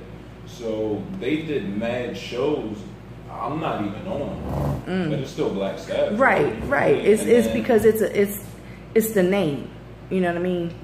It's the name. Like, okay, like Wisdom Court is the name, and there's so many members of Wisdom Court, but a lot of people only associate maybe Billy J Money Hackett, you know, or a couple other artists as Wisdom Court, but Wisdom Court is huge. You know, there's a whole lot of artists like Penthouse, but Penthouse really doesn't, like, you only see Dragon now, and Day, because Day just came back. But everybody don't fly the Black Staff flag. Right. Like, Black Staff 24/7 is basically me, Bruno, and Hayes, and it was because of circumstances. Right. That's what it became. That's why we put the 24/7 on there. Right. And got the logo made and all that shit. Right. So, but, yeah. Yeah, because like I said, when I first met you guys, it was just you three, and that's all that I seen. And then, like I said, during the conversations that I'd had, then names became. I was like, oh, okay. And then, when, like I said, at that one show, it was, I don't know who I was on that stage. I remember him telling me that Raymond was on the stage. Like I said, Bad News. I love Bad News. He drives me crazy, but I love him to death. Yeah. He's got a good heart. He got bars too. So yeah. Me and him had this like the most epic rap battle ever. maybe I'll drop it one day. Like I got it in the archives, but yeah, it was epic. I could just imagine. We used to have this thing, bar check. You just got to rap when anybody say bar check, you got it. I think I remember hearing that. But yeah, so MDMA is what I put music out on. Okay, I was always wondering what that was, and I mean, how did you come up with that though? I just did it. You just did it. It just came. I was trying to come up with a new brand name because I love to rebrand and I just like creating brands. Because the brands I create, people I'm fucking with. So I'm doing it. I mean, and it works because I'm not lying. Right? Yeah. Every product I put out. And it's crazy to me because people don't fuck with my music like that. You feel me? People don't fuck with my music like that, but they love these other brands and shit. And it's just crazy to me because it's all the same shit at the end of the day. Right. It's like the music is the soundtrack for the shit. You stupid fuck, but whatever. Yeah, MDMA because, I mean, obviously drugs, I ain't going to say too much, but you can figure that shit right. out. It's not real hard. I think I was in a real stage where I loved acronyms. So, yeah. I was like, what can I make MDMA? And then after I came up with the Money, Drugs, Music, Art, I needed a logo. And this is the first logo I ever had made that wasn't the normal person I go to. And it came out excellent. I think Millie put me in touch with the dude that made that logo. Well, he's like I said, he's another one that has been around for a long time. You don't get the recognition. Not at all. Like, bruh, that whole art wave. We've been doing that shit. Right. Niggas, I see a sipping paint every other fucking day. Right. And I ain't trying to toot the fucking horn, but goddamn Hong Kong. Well, see, I went to a sip and paint with my wine club because I belong to. Well, we used to have a wine club. Now they kind of she just kind of disbanded it because people weren't we were going on trips and stuff, and people would back out last minute. And then she's moved from Baltimore now, so but we did a sip and paint. That was like the first time I'd ever heard of a sip and paint, and then all of a sudden, everybody is talking about going to sip and paint. But I think with what Millie's doing, with the stuff that he's doing, I believe it's the first of everything. I mean, he's the whole hip hop museum thing. Yeah, shout out to Carlito. The art gallery, and then having listening parties there, and just branching and because that's what we had to do. Right. So we started the art gallery, and the whole reason we started the art gallery is because the other partner in that space we had was Jarrell Gibbs, who is like doing the fucking thing. Like my first short film is called Art is Life. You can check it out on my YouTube channel. But it's about him, and that's the beginning stages of when we got that fucking spot. So it's me, him, Millie, and John, and everybody needed creative space. Right. So we got that spot, and then him and Millie was like, "Yeah, we need a spot to show your artwork. This shit is dope." Because Rel was doing art, Millie was doing this business and shit. John was a facilitator, but he made music too, and I had the studio upstairs. You feel me? So downstairs, they let's make it an art gallery. Right. Yeah. And we did that shit. But then, because of circumstances, Jarrell wound up leaving, so we needed something to compensate that revenue. Right. So Millie had the foresight, started doing fucking sipping paints, fucking open mics, hosting your parties. Right. You know what I'm saying? Just wild shit. You know, and I think, you know, I think that, like you said, he doesn't get that recognition that he really should, because like I said, I've known him all the time. I've known him, you know, basically as a businessman. You know, I knew him because of the music, but I watched him, you know, the pool parties that they would have in the summertime. They would, you know, do the big pool parties and the cookouts for, I think, Father's Day. You know, and this year his father passed away right before, you know, so he, you know, he... Damn, for real? Yeah. I did not know that. Yeah, his father passed away. And, but he said that the cookout was still going to go. It was still going to happen. I got invited to that by holiday, too, and I couldn't go. And now I feel bad. You know, so, I mean, I watch people. You know, social media is a wonderful thing. So what do you perceive when you watch me, then? Like, what I be wanting. with you, I was wondering what happened, because at what time? The whole time, like it was like, well, for one, when things happened last year. No, when things happened in 2012, that caused me not to be around you guys. It wasn't, and it's still like I was still paying attention to things, but it was like, I didn't see you guys doing, you know, I didn't see you doing music. And I really, you know, and you're really kind of low key. I see you guys doing music at Ram's Head that night. All right, well, that was my birthday. All that bullshit. Right. And I think we probably started talking about the group shit so I could get into this. Like I said, I love being in a group situation and being a facilitator, but at the same time, I'm fucking nice and I got jams. So, like, over that whole period of time, from when I dropped my first joint in 2000, maybe 11, 12, whatever the fuck, until now, I got 11 joints under my belt. Right. And they're all fucking different, and they all fucking official. It's maybe like one or two I really don't fuck with like that, and that's the first one, because it's the first one. Right. But it's still bars on that. Right. And it's one of the ones that I made when I was just super dumb, like feeling myself tripping out. And I can tell, but like some people really fuck with the wave I was on at that time. And that's why I have a lot of people that fuck with me now fuck with me from that wave. I fucking LHDY2 wave. But I hate that shit. I listen to it like a couple I was saying, usually I ask people, is there something, like, is there a song that you've made that everybody fucking loves but you can't stand? There's always something, and you just said, like, is it a whole project? LHDY2. I don't really fuck with it. I was very aggressive on there. Like, I got diss tracks on that shit and all that. Wow. Yeah, like for no reason, because I was really feeling myself. But see, like I said, I when I did see you on social media, and when I did, you know, like I said, I pay attention to things and conversations and whatnot, and you have been doing solo, basically, you know, kind of like stuff that was not a part of Black Staff. So I knew that for a fact that it wasn't that you left Black Staff.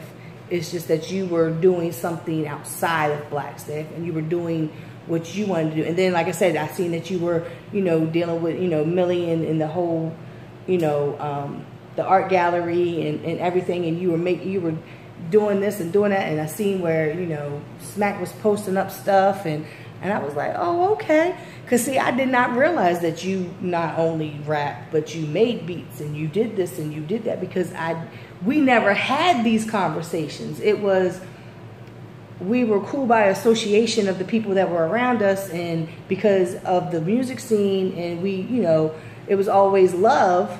But as far as holding a conversation about what are your hopes and dreams for the world, we never had those kind of conversations. But with me, it was always like the brand or the squad above personal recognition. Right. So I wouldn't really put the shit out there. Right. And to be honest with you, I think when it comes to me personally, I think people don't really gravitate towards my music because everything's so oversaturated. Right. If you don't know about it by now, locally anyway, you might not be fucking with it because it's kind of different. I understand that. Right. And I'm not mad about that now. There was a time I was very resentful about that shit, but right. I'm not mad about it now. But I think overall people fuck with me on a character level, as just a person that, you know, if you hit my shit on a Wednesday at 12, it'll make you laugh. You know what I'm saying? Yeah. Like a personality. Well, I mean, you said it in your music. You said it in your music that you're weird. You're kind of a weird ninja, because I don't say the N word. Was it in work? You say it, and there's one place in there where you say Tom Green something. Yeah. You know what I mean? Man. Right. Right. Right. But I think, you know, and like people, if they seen you out at a show, because I like, even meeting you like I did, you know, through the shows and whatnot, you always like, you were not you weren't like the rest of everybody, always going up here talking to this one and talking to that one. You was you working the crowd. You were standing there and you were minding your business, and you know, and to some you may seem unapproachable, but at the same time it's just you're just you. You know, like I'll you're be not. Honest with you, I was at them shows. I was mad nervous. I don't like performing. When the last time you seen me perform? Right. Was you on stage? Were you on stage? I wasn't performing. Mm-hmm. I couldn't tell you last time I seen you perform. I don't like performing. It gives me very anxiety. Yeah, like I recently got diagnosed with fucking depression and anxiety. Shout out to my fiance because she made me go to the doctor and shit. But yeah, that shit is real. Yes, it is. And, try being on a crowded bus and have to get off at a stop because you're flipping out. The whole shit with the Bucho persona, me and Millie came up with that, and we was like, there's nobody doing the anonymous shit right now. So like, we put out Water to Burn, the majority of people did not know that was me. Like, the people that heard that shit, and you know it's real crazy, like, my core people, somebody like you, I would consider, didn't even know the shit came out. Right. So this was a whole new wave of people hearing the shit. So of course they wouldn't know it's me. Like, these are people that know me personally from the gallery and shit. Right. They didn't know raw skinny Frankie. Right. Bronze. They know about Frankie from the gallery, and he got the studio upstairs.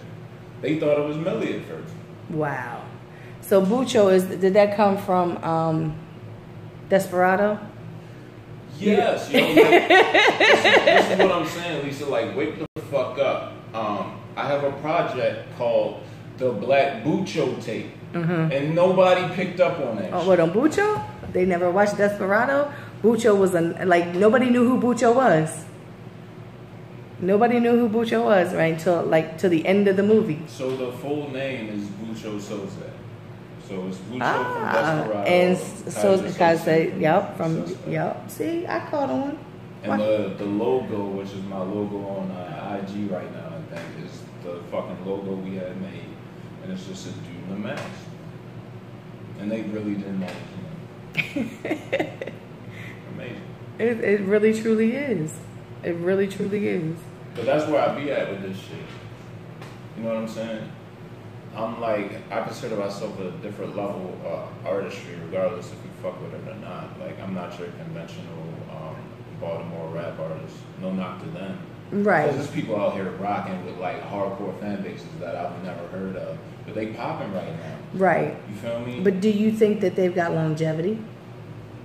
It don't matter. They popping right now. True. They probably making more money off of their music than I am. Well, this is true. Because the game has totally changed. Like when you said earlier, you can find my music on this, and this, and this. Do you remember way back when it was hard to put your video up on YouTube? But everything's so easy now. Everything is. Shout out to TuneCore. It's digital distribution, baby. And if you want the physical, Google Play it, send you that shit. And if you need hard copies made, there's a couple homies around the corner that'll do the shit. Trust me, when I play music, because I only play underground music on my show. Unless like when Kevin Gates was released, I played Kevin Gates. But I play, because for one, her Facebook Live will shut you down quick, fast, and in a hurry. You play industry music. Right. I don't, you know, they'll snatch. They get paid to do that, though. Right. My YouTube won't shut it down, but they will send me an email talking about copyright. Right. And you know, I'm not in trouble. They're just letting me know. And I get happy when I see that because I play local underground or I play underground artists. So when I get those notifications, guess what? That tells me you got your shit together. You know what? I'm gonna be completely real with you. Like, I'm past like trying to get on and all that shit. Oh yeah. I'm honestly making music right now to see if it generates enough buzz to get flagged. Like, yo, you use that sample and we ain't give you permission. Right. Because me and Smack do heavy samples. That's what we do. I really want to see if we can. You want somebody to come and smack you on your knuckles. My shit on all these streaming services. I ain't even gonna lie to you. I'm lawfully. I don't give a fuck. But yeah, that means that and like I said, like there's certain, like, I think if you make music that's true to you, yeah, that if these people over here, they don't get it, so what? Yeah. There's going to be somebody who's going to get it. They're going to be like, wow, you know, they're going to gravitate towards you. Well, she goes, well, I call her Jinx, but she goes by Eva Rhymes. Right? Yeah. Yeah, and she always talks about how she's weird because she's not like the conventional female rap artist. You know what I mean? She does what she loves to do. And I like people that do what they want to do and they're not trying to fit in to a pigeonhole, because like I said, for years I watched people when Lil Wayne was really, really popping. They try to emulate him. Then they try to emulate Future when he came out, and then the Migos, and you're trying to rap and sound like all these people. It's not original. You know, why? They already have Migos. They already have, you know, you have to find something that makes you different. And like you said, what you know, the way your music is, yeah, I don't care. Like, you get it, you don't get it. Right. Somebody's going to get it. Absolutely. And like, you know, like I think at this point, like you said, if it was just rap, if all you did was rap, then maybe you'd be more concerned about getting on or whatever. Yeah. But you have so many different outlets. I always been the DIY motherfucker. Like, why pay somebody for some shit I can do? Right. You know, well, see, and I think that's the reason why a lot of people decided to become videographers. But they're not good at it. Like, this my thing. If I did something and somebody told me, nah, Frank, that ain't your lane, bro, I wouldn't do that shit. But I've never been told I did something, right, and it was fucking whack. Did you do Straight East Coastin'? Did you video? Yeah. You know what I did that on? You remember the cameras that came out back in the day when motherfuckers just stopped fucking with Polaroids, and I think it was like Cool Pics, and they had them in different colors. You know what I'm talking about? I did that shit on one of them and a phone. Threw the black and white filter on it, chopped it up in the program, boom. Right. We did 3 videos that day. Yeah, that's what I'm talking about. That shit was fun. Right, that's what I'm talking about. And I think with some people, like, I just did a lady's graduation. She's an older lady. She graduated, and she wanted me to come and take pictures and do video. I don't like doing video, and it was so low light and I'm so particular. Like, everyone's like, "Oh my God, it looks so good." I'm like, "No, it don't look good, but okay." Yeah. So, I did her you know, her stuff or whatever, and I ended up making I went around to everybody and they said congratulations to her, da da da da. She did this dance or whatever, and I recorded that, and I just kind of like slapped it all together basically. And then I turned around and I took the pictures, because I gave her the pictures on a disc, and I took the pictures and I put them in the program for a slideshow, and it just let it generate the transitions and all itself. You know, this lady was just so freaking ecstatic about that, and I was just like, And I'm looking at the pictures going, that picture looks, oh my God, I can't believe that I let that pass. I can't believe I did. I'm looking at, you know, I'm my own self-critic. But she said, how did you learn how to do all this? I was like, I don't know. I just do it. You know, my fiance told me one time, and it really struck a chord. You don't pick who likes your art. It's like your art picks who likes it or whatever. You know what I'm saying? And that's one of them situations. But you know, like, it's like you learned how to edit videos and stuff, whereas me trying to learn, it might take me a while to try to figure it out. I think everybody is geared towards like being able to do certain things. Like I used to take my radio apart and you know, take my radio completely apart and put it back together just to see how it worked. I used to like I learned how to edit videos, or not edit video, edit pictures. You know, I'm still learning all that. My camera, I've had my camera for about 2 years now. I'm still learning my camera. It's ever evolving. It's like and it makes me mad because just when I think I got this right, and it, like I take a picture and be like, but boy, why? That's the same setting. And you know, I'm like one of the people that I like to learn different things. So, you know, I learned how to make ringtones. I learned how to burn DVDs. I learned how to download stuff off the internet through torrent files. You know, you want to know why? Because it's out there. So where I'm at now, like motherfucker, if you're a rap artist and you don't know how to put your shit on iTunes or Spotify or whatever the fuck, right? Get the fuck out of here, bro. SoundCloud is cool only if you're paying for it. You feel me? Right. If you're an artist, pay for that shit. There's a world of difference. But my nigga, if you're an artist and you take your shit serious and you can't do simple shit like that, get the fuck out of here, bro. It's by necessity. Niggas got the game fucked up. Like, why would you rely on another motherfucker when you can just do everything yourself? All that shit I do, I haven't been in Nair class for shit. Right. Me and Pimp, back when we first started, we figured that shit out. Over trial and error. And this nigga, he was engineering before that shit was like cool. Right. Real shit. Pimp been doing that shit. You know what I'm saying? I can't really fuck with that engineering shit. It's so tedious. But at the same time, it's crazy because I spend that same time on like video work and shit. It's just as tedious, but for me, like you were saying, I'm gravitated to it more. So I'm inclined to do that shit as opposed to the engineering. Right. Because like I've watched, I've been to different studios and I've watched, you know, I've sat there and I paid attention to what they're doing. I'm just like, you know, and it amazes me, like they'll be sitting there and they play the track and then they'll move this up a little bit and they'll tweak this and they'll do this and then they'll run it back and they're doing all this while people are having conversations behind them. But they're hearing whatever's playing through those speakers. I mean, think about it though. You taking pictures in the same situation. This is true. But you know, but see, for me, it just comes naturally. Yeah, because you've been doing it so long. You know, so and that's the same thing. Like I said, I appreciate things that people do that I can't do. Like you can write rhymes. I can't do that shit.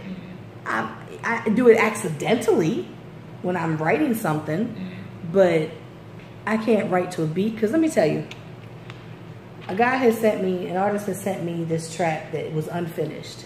It was the hook, his verse, the hook, the space for the second verse, and then the hook again. And I listened to this song, and I loved I loved the hook, I loved what he said, and that beat made me want to write so bad. I just didn't know how to. I just couldn't. You know, and I know music because I studied music in school because when I was in school, we had music class. And then I took, I was in band my 5th grade year, and then 6th, 7th, and 8th grade I was in choir. So we have to learn, we had to learn the notes and all that. So I know the 16 bars is 16 4 counts. You know, I know all that. That's great. niggas don't even know how to count bars. I have witnessed motherfuckers rhyming to songs and go over and right into the hook. They're still rapping into the hook.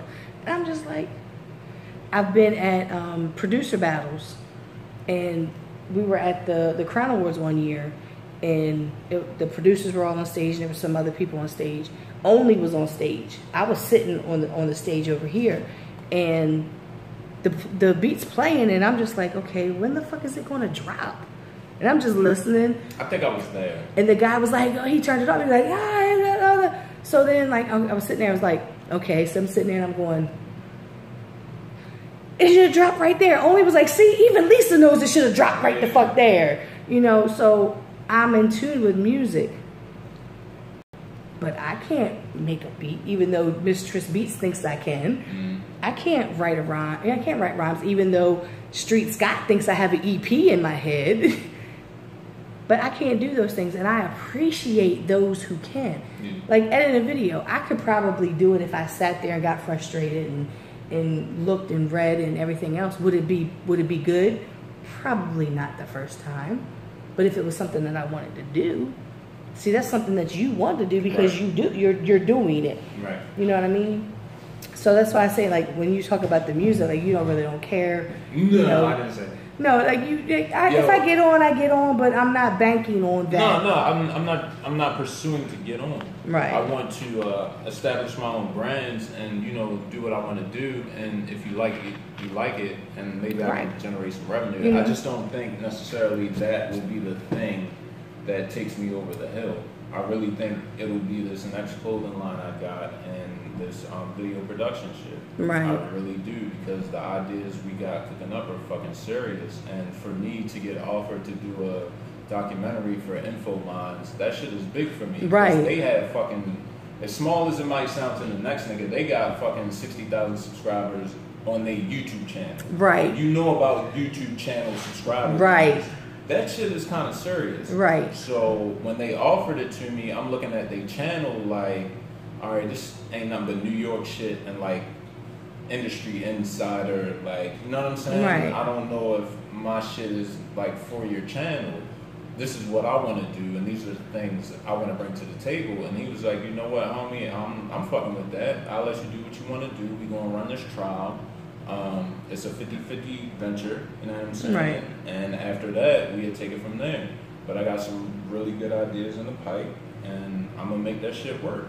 You know what I'm saying? Like, the homie gave me 20 minutes to an hour, and it'll be, I guarantee it'll be nothing like what's already on their channel. Right. And hopefully I can get a couple subscribers from that shit. Right, because you, like I said, you got a different vision than what they've already, you know, like you said, you got a different vision for what they've already got on there.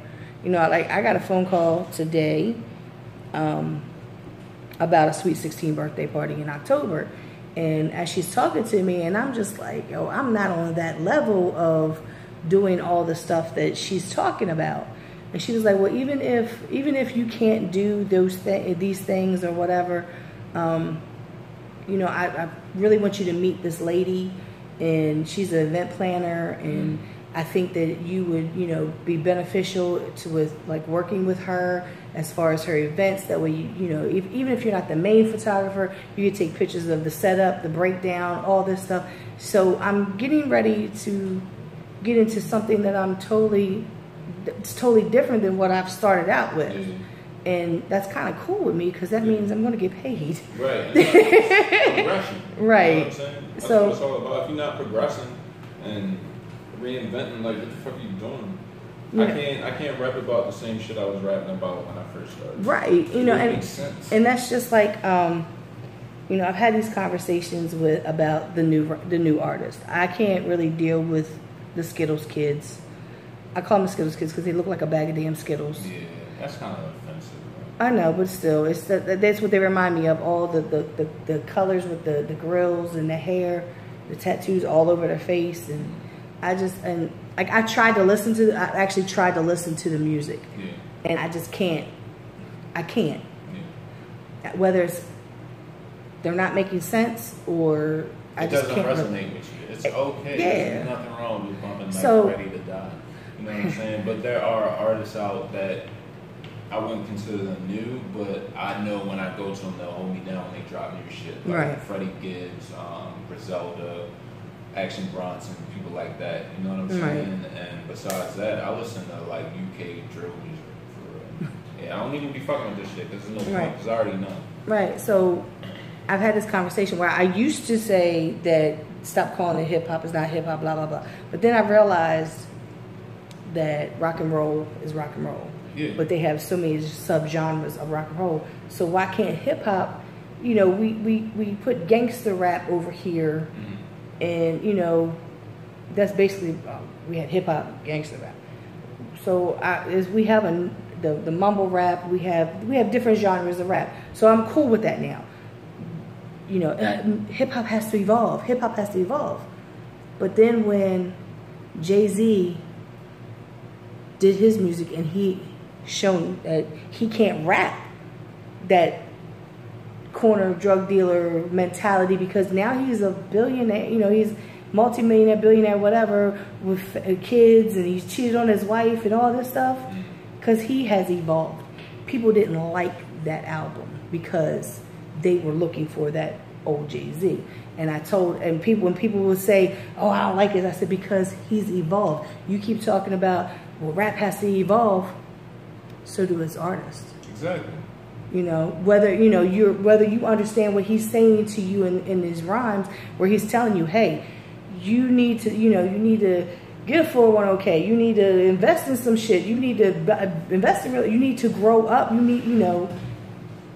you wanted that old Jay-Z.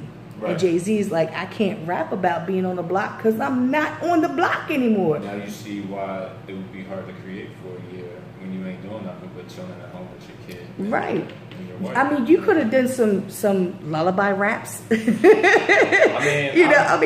told you I don't like performing. I perform for my daughter though. Right. You know what I mean? But that's about it. Right. So, you know, like, it's understandable why you kind of took a step back because, you know, personal things that happen, life happens. You know, I took a step back from going to shows, to certain people's shows. Actually, I was only going to certain people's shows. I fell in at work and injured my shoulder 2 years ago. Still worked up until the day that I had to go in for surgery. Right. Torn rotator cuff, torn bicep, tendons, bone shards. Yeah. I had bone shards in there that at any minute could have punctured because you went so long without getting that shit. Yeah. Well, they didn't. They did an X-ray. Nothing was broken. They didn't. That was it. But I went to physical therapy and it wasn't getting any better, so they sent me for an MRI, and that's when they was like, you need surgery. But I still worked. I had to keep my job, but I've been out of work for like a year and 7 months. So I was healing. I couldn't really do anything. Like for the whole first week, my arm was like this. Yeah. And I couldn't go to shows because I couldn't hold my camera up. Right. Then when I started going to shows, it was tough for me to hold that camera up because this was all healing. Yeah. I had no passion for it because I was going through something. I was going through a depression because I couldn't do the things I wanted to do. I wasn't getting the money coming in like it was supposed, you know. So I understand completely about you almost to the point like I don't even feel like doing this. Yeah, man. Yeah, I have no desire. I mean, what could you? I mean, the only thing that you could probably really write about and be truthful to yourself would be the pain and anguish, and you weren't ready for that. So it was not like you could write a rap about what, you know. I mean, it got to a point in my artistry where all the rhymes had to be authentic. Mm-hmm. Like, I'm not gonna lie, when I first started, I was talking about, you know, random shit just because it sounded good. Right. But then it got to a point like, nah, it has to be authentic, and that's the main, you know, catalyst for that break. Like, I didn't want to talk about that shit. Right. You know what I mean? So right, and you're like, anything other than that wouldn't have been authentic. Right. But now I've had time to breathe. I got these projects. The production is banging, and like I just started writing again, and yeah, it was fun. You know what I'm saying? So I think I can, start fucking with shit again. Right. But now I'll just be doing things that I want to do just for me. Right. And that's something I've never done. There was always a brand or a group incorporated with shit. So now it's all Frankie. It's what Frankie's doing something for Frankie. Yeah, if you see that goddamn logo on there, I wanted to do that shit. Right. Yeah. Right. And anything less is uncivilized. That's crazy because that commercial just popped in my head when you said that. Actually, what popped in my head was Charlie Sheen in Major League. Was it Major League 2? Yeah, Major League 2 is when he came back and he was all suave and everything, and he was doing the commercial and it was upside down. Oh yeah, he was trying to fucking wild. That's my man too, yo. I fuck with Serrano though. He was like real genuine. You know what I'm saying? Like you got what you got with him. Yeah, until he got that's in. That's what I'm saying. You remember personalities, you remember characters, you remember people because something stood out to you. Right. So I think the thing that'll stand out for me is like, God damn, that nigga did a lot of shit. Mm-hmm. You know what I'm saying? Like I said, I wasn't even thinking back to the raw audio, to the podcast. Yeah, bro. To like when you're sitting here and I'm like, yeah, oh my God, right. Oh hell yeah, I remember that. Yeah. You know what I mean? Like all the stuff that I seen you that just within like that first year. Mm-hmm. You know what I mean? So multiply that by all these years. You know what I mean? And like I said, with what you're doing now and what you want to do, like I like to see progression. Mm-hmm. Like I said, I talked to one artist and he's like 20s. And I said, if after your rapping is no longer in your system or whatever the case may be, I want everybody to make it, but just in case. He was like, I'm only gonna be rapping for the next like 5 years or so, maybe. If you're lucky. Right. And he was like, after that, he said, I'm gonna run my own company. I'm gonna help other artists, and with the knowledge that I've learned and that I'm gonna continue to learn, I'm gonna help them do it. And I just looked at him and I was like, wow, because he's in his 20s. Yeah, that is kind of special. Because most of them be, oh, I'm gonna rap, I'm gonna do this, and he was just like, I'm gonna do this, that, and then like I think his baby's due soon. I think I haven't seen nothing online where but that's what I'm saying. I've been doing this. Right. Like I was an active artist in a group trying to get popping, still making mixtapes full of all the other local niggas. And like I said, when you were doing the podcast for Hard Body Radio. Even then, bringing people. You're an artist yourself. You could have been showcasing your stuff. Oh no! Please believe. But I'm saying. Nobody did podcasts like me. Right. Nobody did. I had music. I had interviews. I had skits. I had video clips. All of that shit. Nobody was doing that shit. Right. I don't care what anybody says. Even people that do these fucking podcasts today. And shout out to all the local podcasts. But having them shits is weak. Because it's just you and your people sitting around a fucking table talking about whatever the fuck you want to talk about. Right. That's not necessarily a wave that's going to generate revenue. And that's where the fuck I'm at. I need this fucking money. I know how to do this shit. Fuck with me. Right. People can't humble themselves, though. That's cool. I'll do the shit my goddamn self. Right. So I'm doing another podcast. My fucking homie Ron Rock, who I did cut the check with, and I talked to Holiday. And he said, whenever I'm ready, that's a go. Because the rapport me and him had on Church of Boy Thoughts was fucking awesome. You know what I'm saying? Like, he's the best host I ever fucking had. I was his co-host. But, yeah, that was a wave. We had a nice little rapport, so I definitely need my homeboy on that. Right. It's going to be different and some shit that ain't nobody else doing. Right. You can't do that regular shit like, all right, you can rap, you can make music. You just got bars, though. Like, what the fuck are you talking about in your tracks? You know what I'm saying? What's different about your track? Why is somebody gonna listen to that shit like 5 minutes later after they already listened to it? They're gonna come back to it like, oh my God, remember that one part? Like, what do you have? You feel me? I do that with J. Cole all the time. There has to be a hook with everything. Right. people listen to your show because you establish, you build a rapport with people. And a lot of new artists especially get fucking disenchanted because they think the 5 or 10 likes they got on their fucking SoundCloud or whatever social, it pumped their head up at the time. It's probably high when they took their notifications, you know what I'm saying? They be feeling themselves. But my nigga, who's generating new fans? Right. Who's bringing attention to this shit? Because the way I look at it, just speaking frankly, no offense, I don't know who's really bringing in new clientele here. You know what I'm saying? Right. I may be wrong because I don't really keep up to date with all the local shit. But I'm a creative, so I feel like if I did that, I might fall into them same traps, and I don't want to sound like nobody else. Right. You understand what I'm saying? Yeah. Like, what are you gonna do that's different? I got these shows, my nigga. I had a pizza show in the bag for like 2 years now. I just never did this shit. You understand what I'm saying? I got hella shits in the bag that all I have to do is just take the initiative and do them. Right. If the reception ain't there, oh well, move on to the next shit. You see what I'm saying? Right. See, and that's like when you're talking new artists, like Skip. Today's his birthday. Happy birthday, Skip. Shout out Skip. He was telling me about all these. He was like, so and so they got the streets right now. They got this. They got that. They got this. And I was like, I don't know who the hell they are. Have they ever graced the stage? I ain't never, you know, that was my whole thing. I understand how you feel. But see, that's what I'm saying. I'm not in tune with the streets. But I told you a harsh critic anyway, though. Right, I am. But it can't be like that. Even with the Rainbow niggas or the Skittle niggas you was talking about. Because bottom line, I don't know about you. I'm not buying music.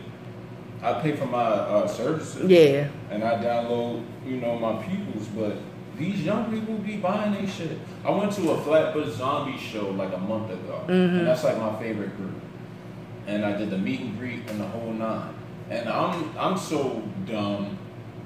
I think I'm doing something just by getting to meet these niggas and shit, right? Yo, these fans and shit got fucking limited edition vinyls. They bought the Sharpie. They got the sign. I'm not even processing that kind of shit. But these are the type of fans that are out there. Right. But it's not people like me and you. Sorry to say it. Right. And some of these people are trying to gear shit towards me and you, and it's unsuccessful. You need to gear shit towards them. Right. That's like I used to tell people all the time, like, you know, that's those, you know, like these new guys. I guess I'm just for longevity, but like I said, I understand where you're coming from with like they're making money. They're also blowing their money, so I don't think if they're going to have much money in the next couple of years the way they blow it, you know. Right. So what I don't understand is why is the spotlight and the emphasis always so on like hip hop and rap and shit? Because these rock bands do the same shit. These fucking country artists doing the same shit. These pop artists is even more whacked out than these rap niggas. You see what I'm saying? Right. But it's like, I guess the stigma over time is just this hip hop shit is not to be fucked with, and I think it's so crazy that it's the most critical art form when it comes to music, but it's the most open. Well, do you realize that, okay, people they try to discredit hip hop for years, ever since the beginning of it. You know, it's not going to last. It's not going to, it's just this, it's just that. Here we are, it's 2018, and hip hop is so... It's number one. It's so ingrained that even country artists are doing hip hop. They're rapping in country music. I was like, wow. Hip hop is and has been the number one music generation. Right. But like you said, I think, you know, the spotlight is on it, no pun intended, but because it is so big, you know what I mean? Like it's almost like, you know, Jay-Z is this, they put Jay-Z up on this pedestal. Well, then when all the infidelity accusations and stuff happened, it was like, you know, everybody's like, oh, they try to like throw stones at him or try to knock him off this pedestal. And I think that's what people try to do with hip hop. You know, hip hop, like back when they took him before Congress or whatever, you know, the explicit lyrics and, you know, this music is causing children to do this, that, and the third. But rock and roll music was a lot worse. You know, did you all take death metal bands in front of the Congress? Right. They do that because they know that it is very influential. It's very big. It's a culture that influences every nationality. Because there's so many facets of the culture. You know, you go to Japan, they fucking love hip hop. And I'm talking like old school hip. You know, they are hip hop over there. My friend Bart, his wife lives over there. She's from there. And when he went over there, he took pictures of like storefronts that had vinyls and, you know, all this stuff. So I think that's why, you know, people are so ingrained on looking at hip hop and trying to disparage it, or, you know, of course, then it doesn't help when you have hip hop artists do dumb shit and, you know, like outside of music shit aside, because these new niggas be geeky, but the world is geeking, so I don't really take too much credence into that. But if you look at hip hop and rap as an art form, the thing we forgetting, like people in mine and your bracket, is it was always evolving and changing. Right. Like if you remember correctly, and you would know better than me, when like Jay-Z and Biggie and Pac and all them niggas first started popping, them niggas before them wasn't really digging that shit. Oh yeah. You know what I'm saying? Like, oh yeah. And I truly believe that's how it's always gonna be. We just have to get over the fact that they're gonna do what they're gonna do. Mm-hmm. I don't necessarily think it fucks up the art form. No, but it's just a different form of expression for them. But I think it's awesome because nobody's done it before. And hopefully, because you know, music is cycles. And hopefully in a year or two, it'll be some new shit, but it'll be fucking raw and fucking dope and like reminiscent of how it was in the fucking 90s and the 80s. You know, like I people are like, oh, everybody wants to go back to the 90s and early 2000s. For me, maybe in a sense, yeah, I like storytellers. Yeah. I like people. I like to be able to close my eyes and make a video in my own head of your words. Mm-hmm. I can't do that with a lot of music now because a lot of it is repetitive. It's, you know, I close my eyes, I have an epileptic seizure because it's like flashing lights because everything's going crazy. But like I said, like they do what they do. Go ahead, have at it. This is what you want to do.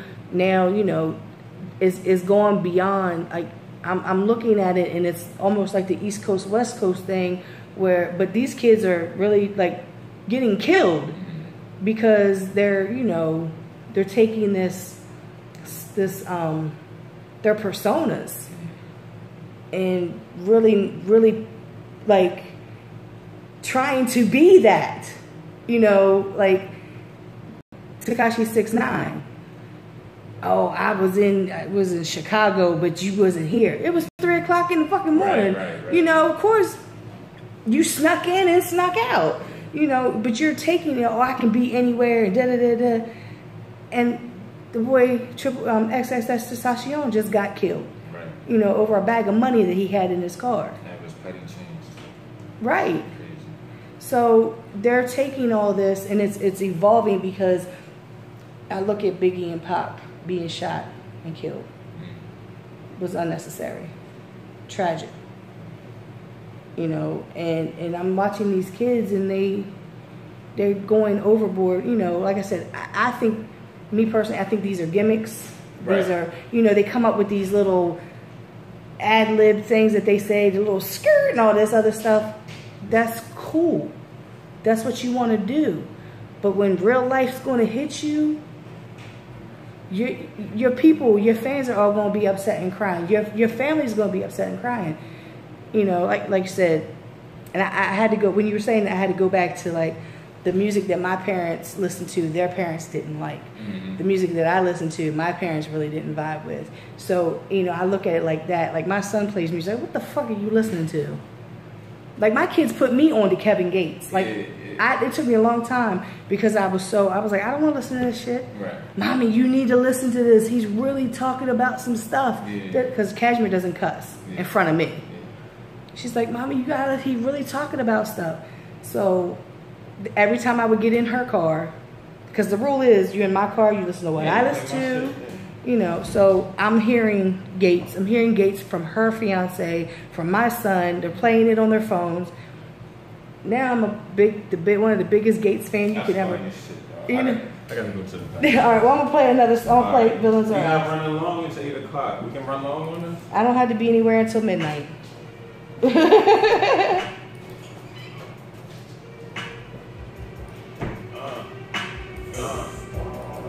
ones not to fuck with. I wouldn't try your luck, kid.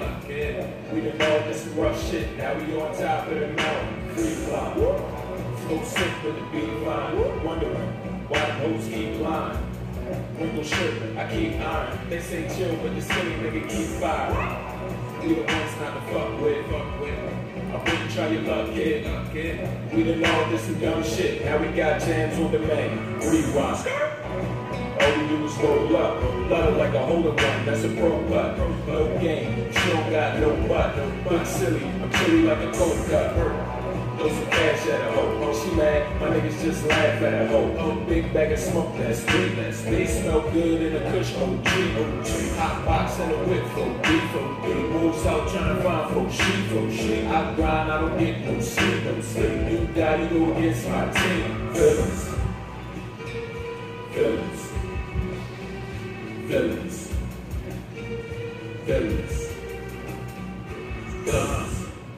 We the ones not to fuck with. I wouldn't try your luck, kid.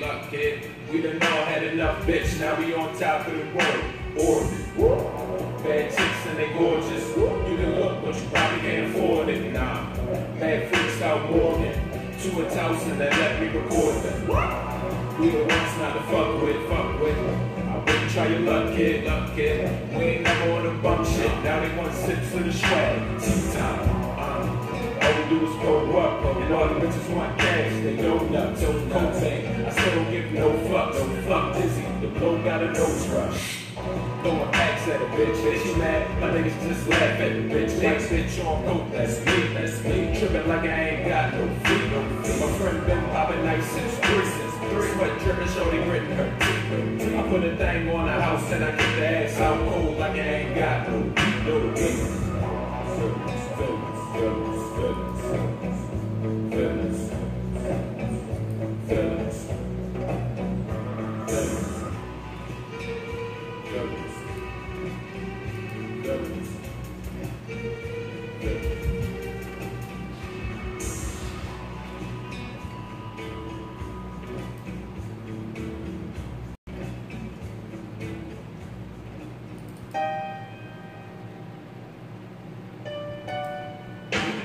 You the type of nigga that got no snacks, got no rats, invite you to the crib and got no snacks. You the type of nigga that don't blow sacks, got no grass, always want the dabs but got no wax. You the type of nigga that got no cash, got no racks, wanna hit the club but got no stacks. The type of nigga that don't know math, got no abs, taking all the pics but got no grams. The type of nigga that got no straps, got no class, always in some shit but it had to be because this is the second song I played.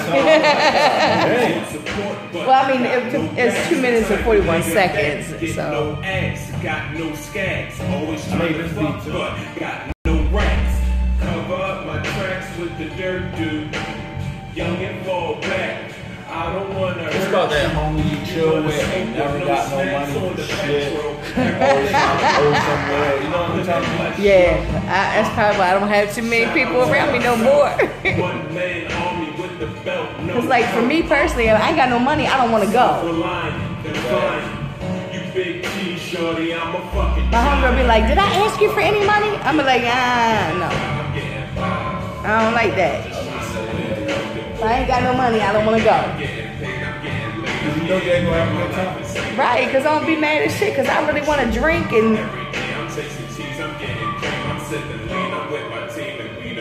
That's why I like, when I leave on Friday, I get paid on Tuesday and I get paid on Thursday.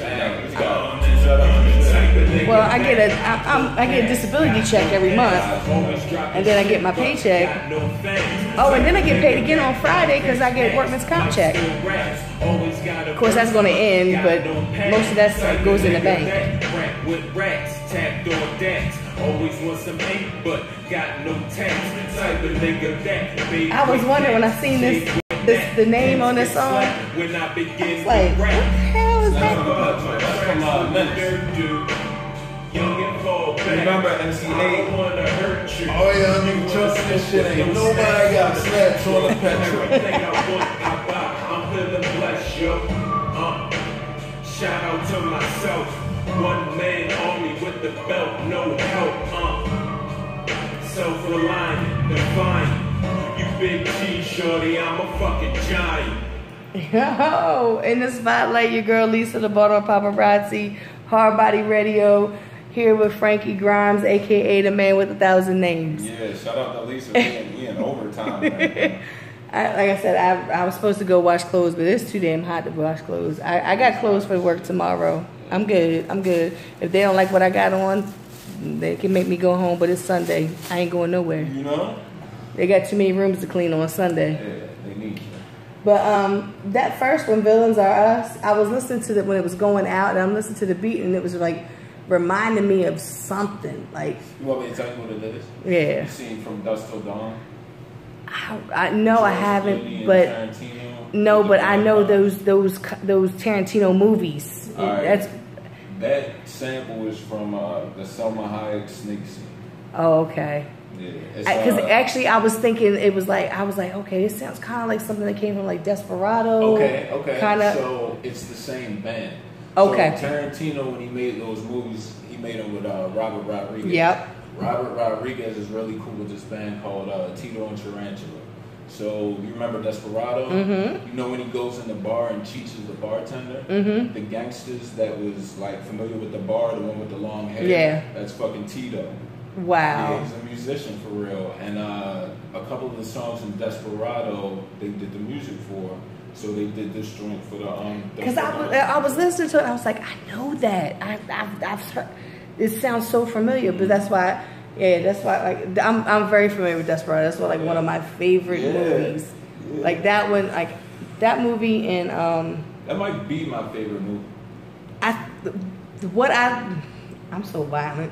I love the fight scene with the guitar cases. Yeah. When he does all that, I love that.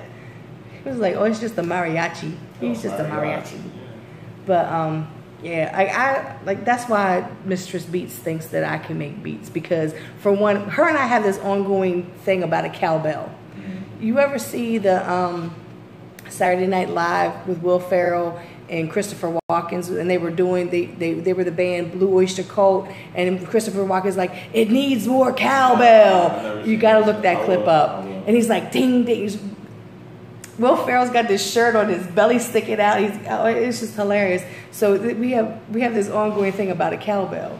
So one night I was listening, because I listen to all different stations in my car, and I was listening. It was a song came on, and I can't remember the song now, and I could hear the cowbell in the song. So when I got home, I was like, it must have been. Like, that must have been one of the main things to have in your song in the 70s was a cowbell. Yeah.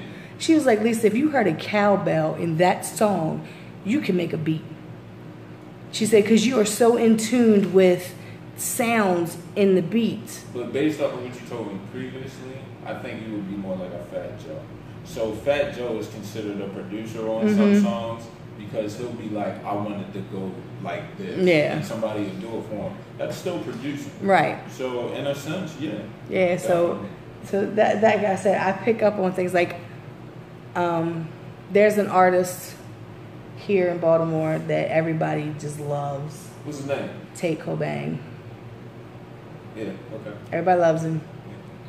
He performed at Frozen Harbor, and I just kept hearing other people's, like industry people, their words and rhymes in his music. I think he's a writer though.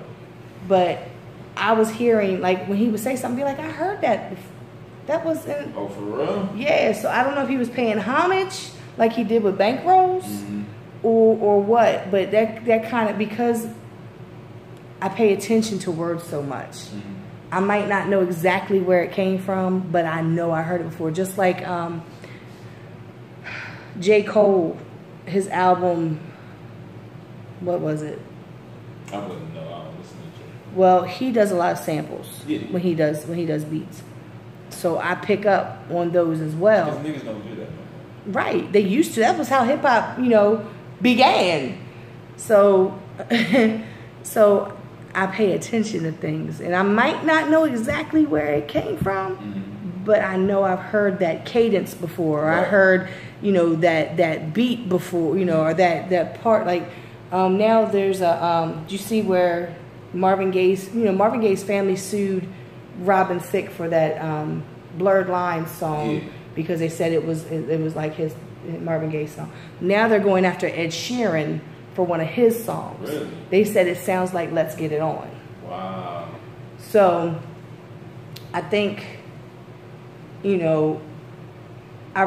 really wholeheartedly believe that artists do need to be paid for the music that's being sampled. I understand that.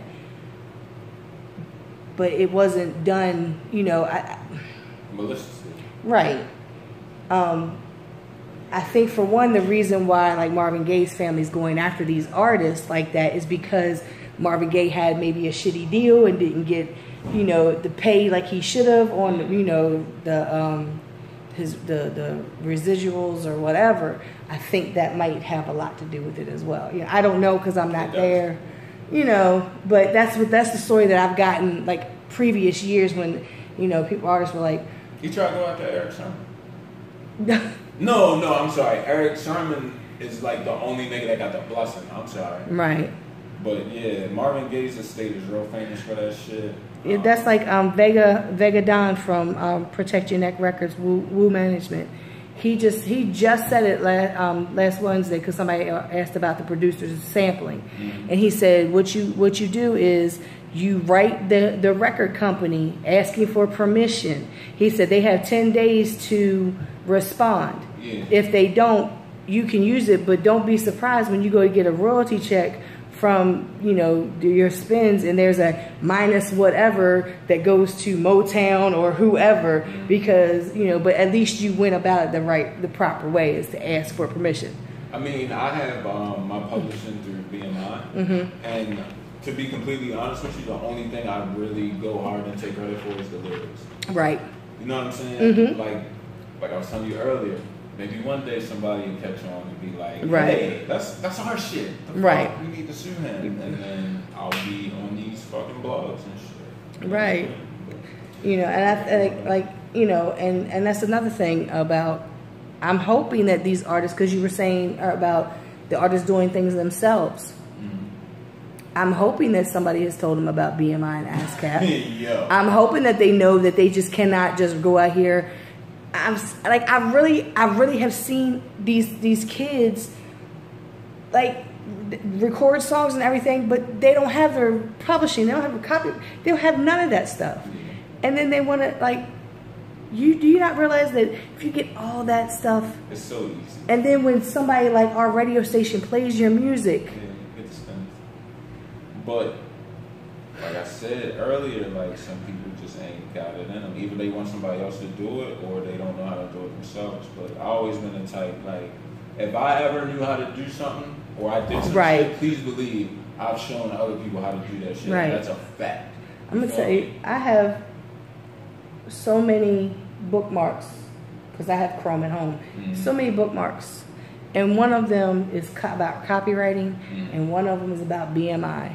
I'm not an artist. Right. But Google is a wonderful thing. Technology is a motherfucker. But it's so easy to just be like, yeah, I'm the composer and I want my rights.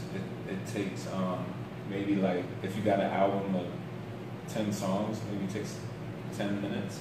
And then there's like a couple day waiting process, and you're all jiggy. You get numbers for each one of your shits. The beautiful thing about my digital distribution is it gives you a UPC. You feel me? It gives you an IRC number. And some people don't even know what the fuck you're talking about. Right. You understand what I'm saying? Right. But this is the kind of shit I've been on. And when people look at me crazy, like, damn, you just put out a project like it ain't shit, and you got it on iTunes and Spotify and this and that. I'm like, yeah, you can do the same thing. Bro. I was talking about going to New Orleans, and I met David Banner. Nice. Last year I met David Banner. Cool as he seems. He is so freaking awesome. Yeah. This was the second time I was at Peaches. It's Peaches Record Store. It's a record store. Still? Yes. Nice. Vinyls. Nice. 45s. Official. New, used. They got cassette tapes? No, she doesn't have cassette tapes. I didn't see any. I don't think she does. But she was instrumental in helping Cash Money and No Limit. Yeah. She helped them get their scans and everything. And she's still helping artists. She has different like listening parties back in the back corner and everything. She's really super awesome. And you know, I equivalate the knowledge that you've came up, you know, that you've gotten with the, you know, the digital and everything else to like her.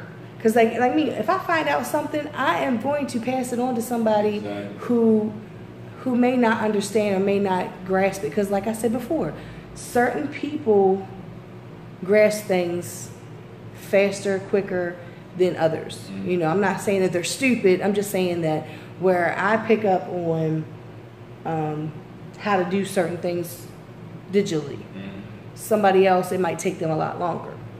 Whereas they do music, I can't do that. So, but like you said, you're talking UPC, you're talking about all this, and people be like, they get the blank look on their face because they have no clue what you're talking about.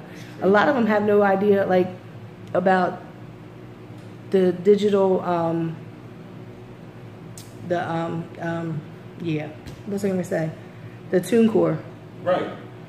I didn't know who TuneCore was until they kept sending me freaking emails telling me about the content played on my show. Yeah. But I was cool with that, like I said.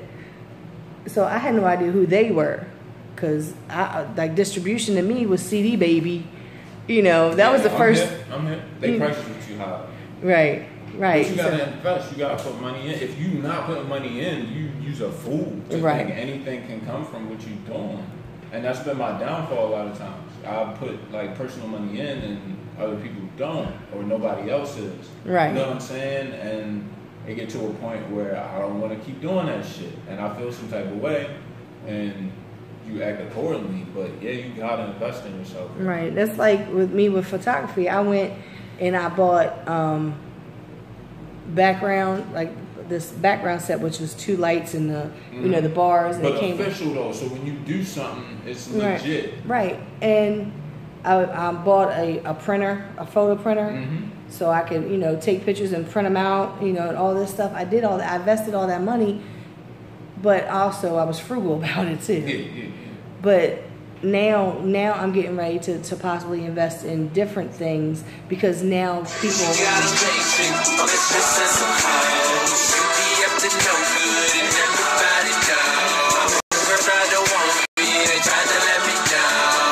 But yeah. I did not mean to do that.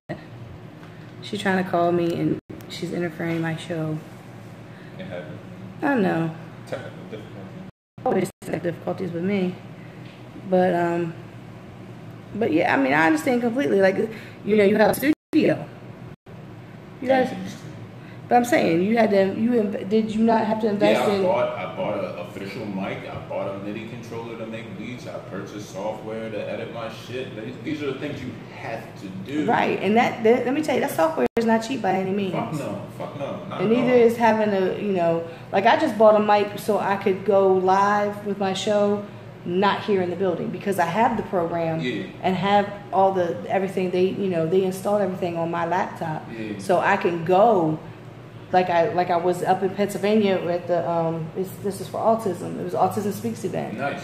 And I went up there and I broadcasted live that day.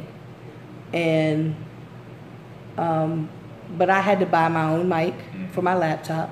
That was $100 because I wanted it's a white mic that looks kind of like this, except it's all silver, and I can plug headphones into it so I can hear my headphone. You know, it's a nice mic. I could have bought one that was cheaper, right? But I was like, why would I do that? I just might as well go ahead and buy the one that's for $100 and call it a day, because I'm going to be using it more than just that one day. So I had to, you know, I had to buy a new camera a couple years ago because my camera, the shutter inside broke. I have to get it fixed. I don't know how much it's gonna cost me. Right. So I needed it for the next. I needed a camera for the next day. 3D sold me a Canon that he had. I used that for a little while, and then I bought my Nikon. Who makes that? Nikon. Yeah. Nikon. My Nikon. Nikon. All right. And I bought that, and I got a good deal with that. Yeah. But that was still almost like what? It was just over $400. Yeah. Because it was a whole big setup. Yeah. But I'm investing all this money. Money is not coming out my ass. Yo, the camera I use for my video work, I invested like three racks into that shit. Right. I wanted something official, and I just watched a video I did on. This is the first. It's crazy. This is the first time I ever watched it on like an official TV, like a big screen, and that shit was butter. I'm like, God, was it 4K? Was it a 4K camera? No, it's not even 4K. It's whatever the standard was before that, probably like 1080p, whatever. And then I think it got the 1080i on there, but it's not the 4K, but it's still crispy as a bitch. I think my camera is a 1080p, I think. But I want to get a 4K camera. You know where it's at, right? Huh? You talking about for photos? For both. For videos, the Red joints, you know what I'm talking about? It's a manufacturer named Red. You like kung fu flicks? You ever seen the Raid? I don't think so. Alright. The Raid and the Raid 2 were shot on Reds, and the cinematography is awesome. Check them shits out. And the fucking GoPros, yo. Yeah. You know what I'm saying? And I seen a cheap ass GoPro the other day. Yeah, they I've been seeing them a lot lately because those things always, to me, them things are, the little GoPros are always the helmet cams on. But that's how I know about them. I'm hip with like skateboard and surf culture. Right. So, and that's what they use. Yeah, and also bikes, like motorcycles. Yeah. But yeah, they that's like I said, like I want to, like, if you from anything, like I had an artist in here from West Baltimore, Mike, and I had my she was my booking manager before she was my booking manager, but she manages she was managing female and male exotic dancers. And you would think that these two would not have anything in common with their, you know, what they do, you know, professionally or whatever. And it's amazing how the same issue she was having with people paying, booking, he was having those same issues with people paying and booking. You know what I'm saying? Just like you came on here and I was like, okay, we'll talk about music, talk about, you know, whatever. But we're talking about now videos because, I mean, I knew you shot a couple videos, but I didn't know that you were, like, leaning towards that as far as doing professionally. You know what I mean? So it's crazy because... You never know. Right. But it just takes that time to dig into somebody. Like, I'm very appreciative for the people that appreciate my artistry. And there's very few. You know what I mean? I'm just being honest. Like, I'm not delusional. I don't have this big stupid ass fan base, but people that know about me and they appreciate it. So I'm very thankful for that. But yeah, man, a lot of shit going on. But you gotta wear multiple hats. You know what I'm saying? So it gets, and the thing about it is I think I started out taking pictures. Like, I wanted to do this show. I've been doing this show in September, it'll be 2 years. I wanted to do this show 4 years before that. And yeah, but I wasn't ready. Yeah. So at that time, Skip, we was at over West, at that bar. Was it the Red Door West or whatever it was called? And Skipper was like, "You can do a show in Hard Body." I was like, "All right, Skip, but I'm just not right." So after I'm doing the pictures, I said, "Well, I'm gonna go ahead and I'm gonna throw shows." Because I got tired of people. I got tired of seeing people play favoritism on who gets on shows, on just these regular rinky-dink shows. Like, it's always their people or, on their show. And I'm just like, so I was just like, whoever wants to get on the show, here's the requirements, this is what you got to do. If you suck, that's on you. Right. I'm just here to give you a platform. If you suck, don't come crying to me. Yeah. And then, like I said, I did that for about a year or so.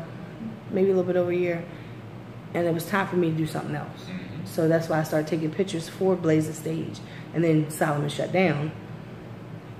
So I think with me, I kind of, it's not that I get bored with what I'm doing, it's just that I think I need to do something new. I totally get bored. So I get... Got interviews out there. So I get, I was like, all right, well, I'm gonna try something new. Yeah. And like I said, this lady, she kind of pushed me, because like I said, I don't do videos. So I had to figure out how to piece them together, and I had to try to remember how to burn a DVD, because it had been years since I'd done that. And then the slideshow, like the program that I was used to using was no longer on Windows, and so I had to go get another program, and so I had to do all these different things. And now it makes me want to do those things even a little bit more. You know what I mean? Mm-hmm. So do you think that's what, like, you think like when you learn something new, it kind of makes you want to do it even more? Like I said with the videos, like you shot the video, The only reason I would say no is because I've been doing that shit. Right. The only things I haven't done that I really want to do and get across is acting. Oh, okay. You know what I mean? But like camera work, music, video work, even the clothes, like I know what to do. That's why when I drop shit, to a certain extent, it'll fly with my core. You know what I mean? Yeah. But I want I'm motivated by new interests. That's what gets me up. When somebody new that I don't even know, it's like, yo, that shit is tough. Or somebody tell their homeboy that I do know, like, yo, can I get one of your shirts or some shit? Like, you know how good it makes me feel when I see people on like IG or the book or Twitter or Snapchat post a picture and they got one of my shirts on? Like, that's why I do this shit. You know what I'm saying? And I've had people come up to me like, they'll see me in it.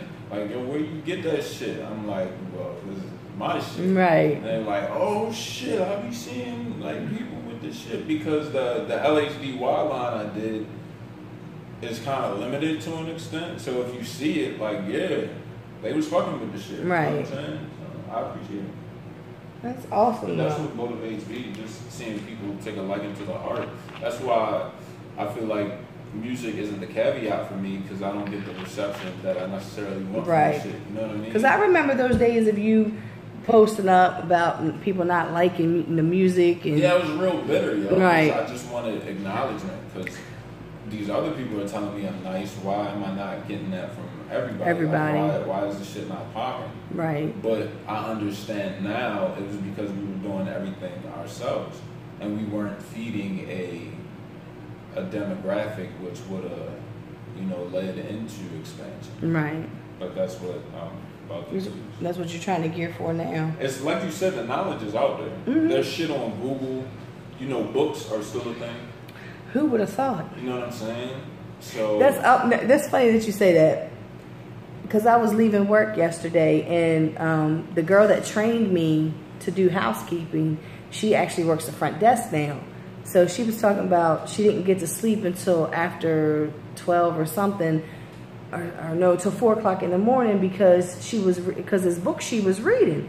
I was like, well, what's the name of the book? And she was like, pulls her phone, and she's like, I don't know, it's a book that's on my phone.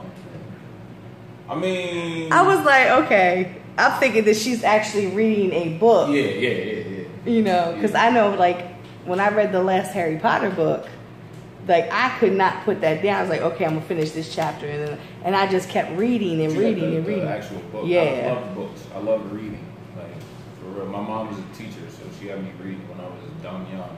Shit, like stuff. Like my best subject in school was always English because I know how to write. You know what I'm saying? My father used to in my parents' house. By the fireplace, there's a built-in bookshelf, and that's where all his books were. Nice. And he read westerns, and he had a chair over there and a light, and he would sit in that corner by that bookshelf and read books and just read. And that's how my sister, she's an avid reader too. I am to an extent, but you know, when my coworker was like, "That's the book I was reading," and I'm like, she's like, "It was on my phone," and I was like, I'm getting this picture of her reading a book. So, you know, that's how old, like, I'm just old school. I mean, I've read books on my phone before. But see, here's another fun fact. I've also written reviews for artists. I also have a active blog where I write. I have, like, published work. You know what I'm saying? So, yeah. You know, I told you, you're a Renaissance man. Frankie Renaissance. People don't know what Renaissance man is because they don't pay attention. You remember the movie, though? Yep. Danny DeVito. Mm-hmm. In the, was it the Army? Yep. That's Yep. old school. They don't know about that. See? Movie references. I feel like DeNozo on NCIS because he was always doing movie reps, right? I was always big on that shit in my projects, though. I always had, like, movie samples. I like my projects to feel like a motion picture. You know what I mean? See, and that kind of ties in with me. Like I said, when I hear a song, if I can make that video in my head. It's funny you mentioned Red Lipstick, though, because I get that a lot. Like, people really like that song. And that shit was super dumb early. But it's like, I think that was one of the first ones where I got, like, actual factual, straight authentic. And I think that's why people like it. You know People can relate. Like, you can't make that shit up. You know, like I said, Big Steve, his music, like he said that he does chick songs. Mm-hmm. Like he said, I had to do some chick songs. But females are the ones that buy his clothing line. Mm-hmm. Females are the ones that listen to his music. You know, I listen, like I can feel his pain in his music because it is authentic. Right. He might not put everything out there, but there is some of him in this music, and you can hear it and you can feel it, so you can relate to it. And like I said, I can relate. If I can relate to the music, then yeah, I love it. Like Kevin Gates, there's certain songs that I can relate to in Kevin Gates' music. I can't relate to the sipping on lean because I don't sip lean. Right. But like one of my favorite songs is Supposed to Be in Love.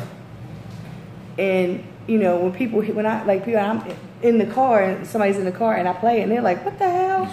Because he's like, you know, I beat the bitch like Chris Brown.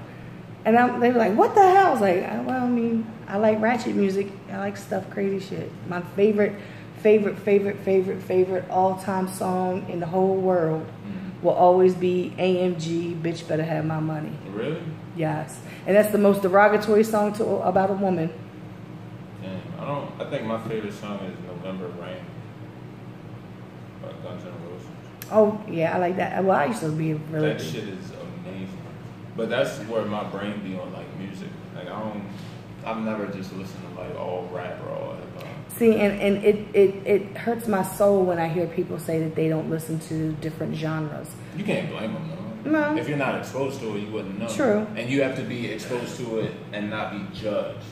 Like, right. Like in fucking 12th grade and like my early 20s, I'm coming around with fucking Aerosmith and Guns N' Roses and shit like that. Niggas looking at you crazy.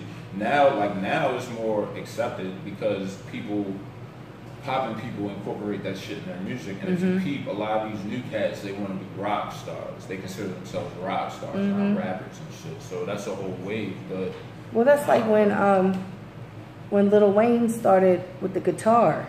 Right. Playing the guitar in his, you know, in the video, whether or not he really plays it, I don't know. But like that whole mentality, you know, you could see that that kind of transition, even to where the clothing that the artist started to wear. Yeah. You know, it used to be the big baggy clothes, you know, And then it's like leather pants with black boots and wallet chains. Right, and you know, now you're even seeing it now with the skinny jeans and which I will not do. Oh no, but you know, I was.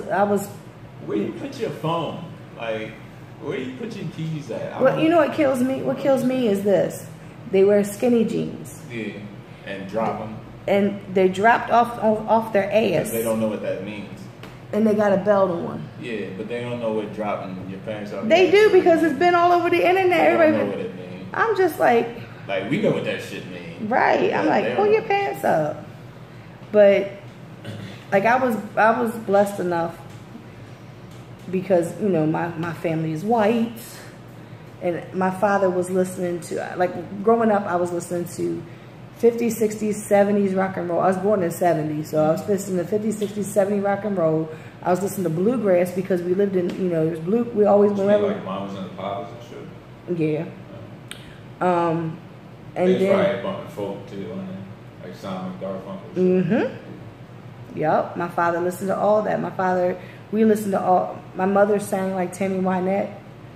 You know, country music. Yeah, I've never been big on country. That's like the only thing I know. So it was always, music was always in my house. Yeah. And then I remember my very first song, Sugar Hill Gang, Rapper's Delight. And I was like, which is a disco song. I was like, what is this? Yeah. But that was in that era where it was kind of transitioning. Yeah. It was kind of transitioning. Because, you know, I was listening to, what's her name? Donna Summer. Donna Summer would, you know, when she was doing the whole disco era and everything. Like I said, I was born in the 70s, so growing up, I was all in the 70s. Who did Blondie had a cut with? Was that Graham? No, it wasn't Grandmaster Flash. Shit, yo. Who was rapping with Grandmaster Flash, yo? I don't know. Are you talking about, well, Blondie did Rapture, her song Rapture, which was like, had the little rap part into it. But she got a song with a rapper, though. I don't know. That's what Google's for. That's what Google's for. Oh, who the fuck was that? It wasn't Grandmaster. It might have been Grandmaster Flash. I don't know. But Who hurt me? I don't know. I'm sitting up here like this, like I can see. You know I wear glasses. I don't wear glasses now. I don't know. But I didn't start bumping like 70s. Grandmaster Flash raps about his career boost from Blondie. Might have been him. Yeah. But I ain't he was. She named when the pop star Deborah Harry name dropped him in her band's 80 hit Rapture. Okay. He might have been in the. She said, "I'm gonna write a rap about you in my next record." That's good.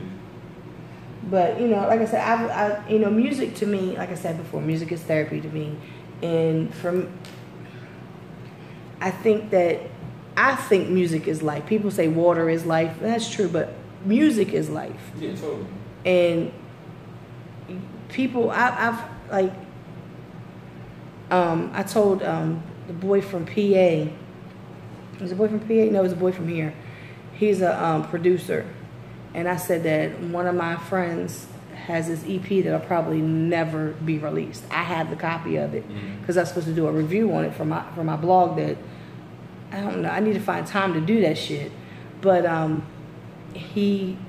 whoever made the beat sampled Leonard Skinner. He was like, "What, Freebird?" I said, "No." He said, "Simple Man." I was like, "Yeah." He said that's probably about the only two songs that could probably be sampled from Leonard Skinner. I was like, I don't know about that, sorry. but. To hear this, you know, and when I hear songs, it's got rock songs in it, but these artists don't know where these songs came from. Oh, nah. See, I'm going to tell you how me and Smack work. I'll be like, yo, sample this. And I'll give him a difficulty rating so he knows what to expect when he goes into it. Mm-hmm. And it's magic, yo. But I'm pulling shit that is personal to me. So I'll give you like the last 5 he did. It's like the single off the new Arctic Monkeys album. He did this song by the Black Angels, which is like the last song on an episode of True Detective, and I fucked with the melody, and I'm like, so I looked it up. You understand what I'm saying? Right. And, he's done like Zeppelin for me, fucking, but I know these songs. You know what I'm saying? Like right. I would never take a sample beat and be like, all right, just rocking, but who is it, you know? Right. Nah, I don't. Well, that's like when Diddy did the one song and it was Led Zeppelin. It was Cashmere. Yeah, that fake ass Cashmere. I hate that shit. And that was Cashmere. Jimmy Page okayed it. Right. You know that's where I got my daughter's name from. Yeah. And people don't understand that. Because that's one of my favorite joints too. Yeah, that was like my all-time favorite. That was before I even thought about having a child. Why? Me and Smack was talking about this the other day. Why is Stairway to Heaven so dope? Like, why is it held in such high regard? You know, is it because of what he was doing with the chords? Probably because it's just, it's just one of those songs that every redneck knows. But yeah, I just don't get why it was so like right monumental. I think Cashmere. I fuck with it. I think Cashmere is up there because, for one, Cashmere is only mentioned one time in the whole song. Yeah. And that's right at the end. Right. And for me, the story, because I like the story. Right. But like I say, you listen to it as a producer, as somebody who makes beats. You're hearing like I said, because that's the first thing you said was because of what he was doing with the chords. Mm-hmm. If you're not somebody who makes beats, you don't understand. Like, you might not understand that. Right. So I mean, I don't know. Like, Stairway to Heaven has always been that song. That's crazy. My shit is In the Light. That's my favorite. So. I had a friend of mine. She was a big Led Zeppelin. Like, she had all the albums. Do you think they're the best band of all time? Yeah. Rock band? Yeah. I don't know. I mean, they were good. Who's that good though? Other than Pink Floyd, because that's the only other. Yeah, I love Pink Floyd. But there's like other bands that I guess you can consider rock. Well, I mean, if because like in that era. In that era, nobody's. Nobody is, because the guitar, like. Jimmy Page is on another level. Yeah, he truly is like. Unless you count the Beatles. Huh? Unless you count the Beatles. Yeah. I'm going with Zeppelin.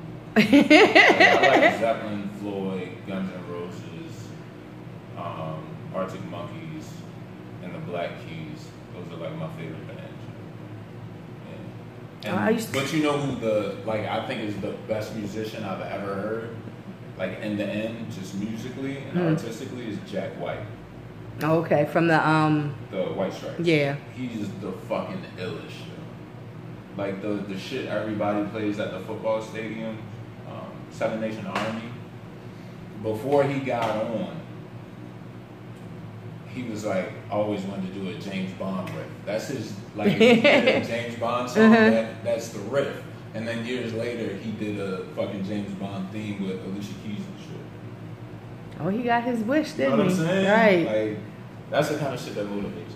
Well, see, it's like I haven't listened. Like, I listen to 98 Rock sometimes in DC 101 if I'm scanning through and I'll hear something. Mm-hmm. But, like, I'm practically burnt out on music. Like, yeah. I'm just, right now, what I listen to most of all, besides, songs by Kevin Gates, because I play the hell out of them 3 songs he dropped. Mm-hmm. But it's Stevie Stone and JL from Strange Music. Okay. And they did a album together called Contraband. Mm-hmm. And that's my go-to when I get in the car, like I want to listen to something. That's Tech Nine shit, right? Mm-hmm. I love Tech. But Stevie Stone, I heard him do on Strangulation 2, where the ciphers, he had like three or four ciphers on that album, that he took one of his old songs and gave them the beat for them to rap over it, because he wanted to see how they would do the beat. And the first one that I heard was Stevie Stone was the very first voice, and he's got this.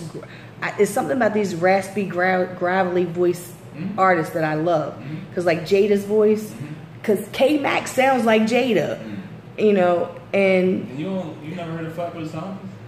I have, but I don't think I've ever listened to their music. I've seen them soundstage. I think they were supposed to be a soundstage. But Stevie Stone's got this gravelly, graspy voice, and I like how he works. I told you I'm a big word thing. Like J. Cole, I love J. Cole because J. Cole will say this, but he means this. Right. And if you're not paying attention, you'll miss it. And then like you'll be like, wait, hold up. He said this, but oh, damn, you just made me think. You know, a lot of people don't want to think with music. They just, right. You know, and that's why a lot of this music that's playing nowadays is because it's all party, turn up music and because to me, the words are garbage, but those beats are fire. Well, there was like a shift where the producer became more important than the rapper. Bangladesh. You think that was the shift? I think that was the first time that I paid attention. What, like a Millie? You know what Bangladesh did that was super duper jumping and people don't even realize it? What's that? Remember when 8-Ball and MJG came back and they was with Diddy though? Yeah. All them singles is fucking Bangladesh, you know? Well, I think for one, the reason why I know Bangladesh is because he was suing. True. But like that made me pay attention.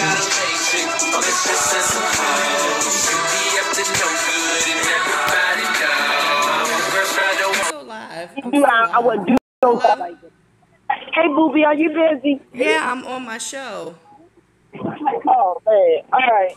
Wow, what's up? I want to know if you wanted to make a hat because I'm sitting down Lexington Market, but I'll try to get one off the street because I'm ready to go home. Why are you not? Okay, well, all right, well. We don't like it. When I get done, I'm going to call you and see if you made it home yet. All right, because right now I'm being lazy. I've been sitting here about 30 minutes. I ain't even moved. All right. All right. She is. She's supposed to get off work at 12 o'clock, and she off work now. In the afternoon or this morning? Morning. Oh shit. Right. She was like, "You want to make a hack?" Well, I got like 10 more minutes. Okay. I got a whole kid at home. You got what? I got a whole kid at home. A whole kid at home, and she is so cute. I love my kid. I think she's fucking awesome. Her name is so beautiful. Yeah, I came up with it. I was like, I have this thing about names. I really do. My daughter, like I said, her name is Kashmir. What's her middle name? Ariel Lee. Nice. So she has 4 names? Right? Yeah, and my son is Jared Malachi Bryce. Yeah. When she named Caden, my grandson, his name is Caden Dawnez Rodney, because Rodney was my husband. Oh, nice. And then her daughter, her name is Temperance Imani Addison. That's an awesome name too. So everybody's got 2 middle names. I think when I was coming up with the name for the twins with my fiance, because she'd probably get mad if I didn't give her a proper name. She helped out a little bit, but I think we was looking, and the original plan was to have like a son. Right. I was gonna name my son. My real name is Devin. Right. I was gonna name my son Sir Devin Jamie. I'd had this in my mind for years. Right. Regardless of if Jay-Z named his kids that or whatever, and I'm still heated about that shit. whatever. But we figured out we was having daughters, and I wanted to keep the S. So we came up with Sora, because I think it means like light or something in Japanese. You find the reason to make it work. And then I really wanted Hendrix to be a middle name, because we knew we was having twins. So right. Hendrix was going to be the name, the first name of the other boy. Right. We found out we was having girls. She really liked Hendrix, so we decided to keep it for a middle name. And then the other twin was Arabella, which is my favorite Arctic Monkey song. And then Phoenix, because she came up with this wild ass shit where their middle names would have the same amount of letters. And end in X. Right. You feel me? So yeah. So instead of doing what normal quote unquote normal, I'm doing air quotes, y'all. Yeah. Normal people do when they have twins and name them names that rhyme, like my cousins who are Cindy and Wendy. No. You know. I mean, because it's bad enough. Because if I'm yelling at Caden, because I'm always yelling at Caden. Yeah. I'm usually calling him everybody else's name before I get to his name anyway. Gotcha. My mother did the same thing. Or like my name, my name is Lisa. My sister's name is Lee. Okay. Her name Leigh.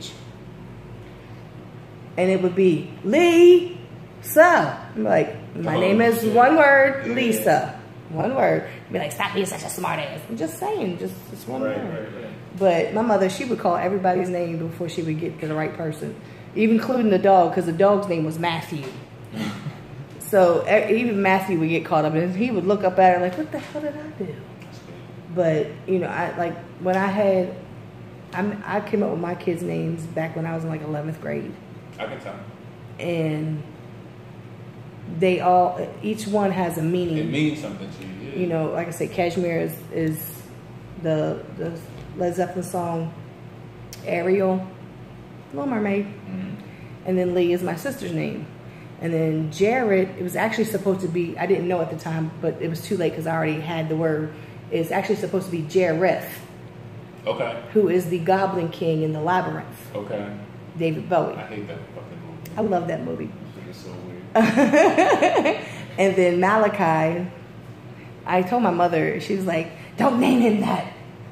It's Children of the Corn. Mm. It's also in the Bible. And then Bryce was a name that my friend Sarah had came up with. Yeah. And it's Bryce. Gotcha. So, when she named Caden, she always liked the name Caden. She's seen it in a book she was reading. Mm-hmm. Donez is her brother-in-law.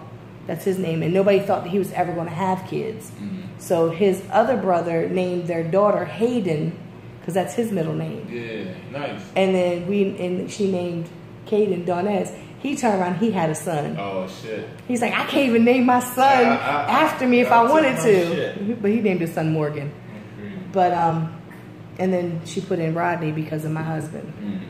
So, that's all I really wanted her to do, because to pay some homage to her, he's her stepfather, but he was her daddy. That's what she used to call him. That's all that matters. But, yeah, I see the pictures, and she is just, oh. She's a lot of personality. They're fucking asshole and let her die. I've seen you post up stuff, and like she's looking, like the way she's looking at you was like, really? Yo, that shit is crazy, right? Right. Just her expression on her face is like, seriously, you're really, I get on her nerves, but that's because, it's my little homie. Right. That's what it is. So,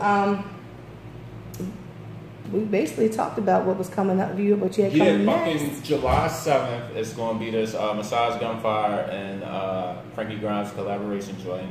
That's definitely coming out next Saturday, okay? It'll be on SoundCloud first, and then it'll be on all the streaming networks, because that shit takes a couple of days. After that, I got a joint with my man King Cyrus that I'm going to drop, another collaborative joint. There was a song that you had in here. Mm-hmm. That was and then me and Smack Adams are currently working on the Raw Dope Experience 2, and then we got the 2-man joint coming out. I have a new podcast that's going to drop with me, Ron Rock, and Trey Holiday. That's going to be awesome, because I love Trey. He's the best. I have a documentary that's going to drop soon on Info Minds. I have a new clothing line that's going to drop soon, and then the YouTube channel, and leaving anything out? I don't think so. Well, that's a whole lot. Because most people say, I got a show coming up, and no, I don't do shows. But I'm just saying, they just say that it's like 1 or 2 things that they're doing, and you just named about 5 of them. I'm not performing anytime soon, so don't expect me to. If you fuck with my music, I appreciate you. I might do some visuals for it. But you can definitely find it on iTunes, Spotify. Look up MDMA Cobain or MDMA Lifestyle. Well, right now, a lot of these kids are not even getting the notoriety from performing anyway. They're getting it from the YouTube channels and the IGs. And man. You can follow me on IG at MDMA Cobain and MDMA Lifestyle. Twitter is Frank Grimes 410. Facebook Kane Cobain. Go to www.mdmalifestyle.com. You have to put in www. Go to www.freeair410.com.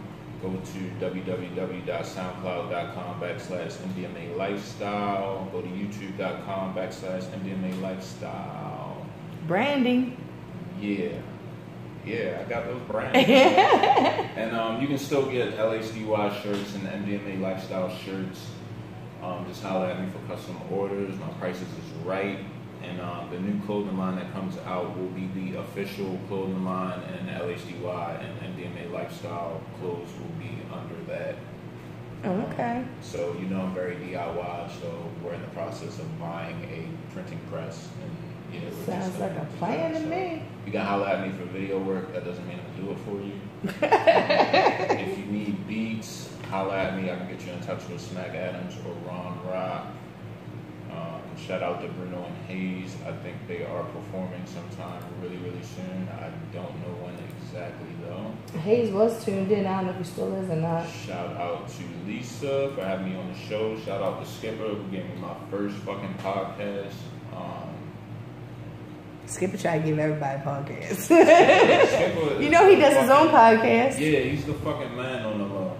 They was like some of the first people that was actually getting niggas paid to spin their music on their station. Right. And he definitely went out on a limb with me.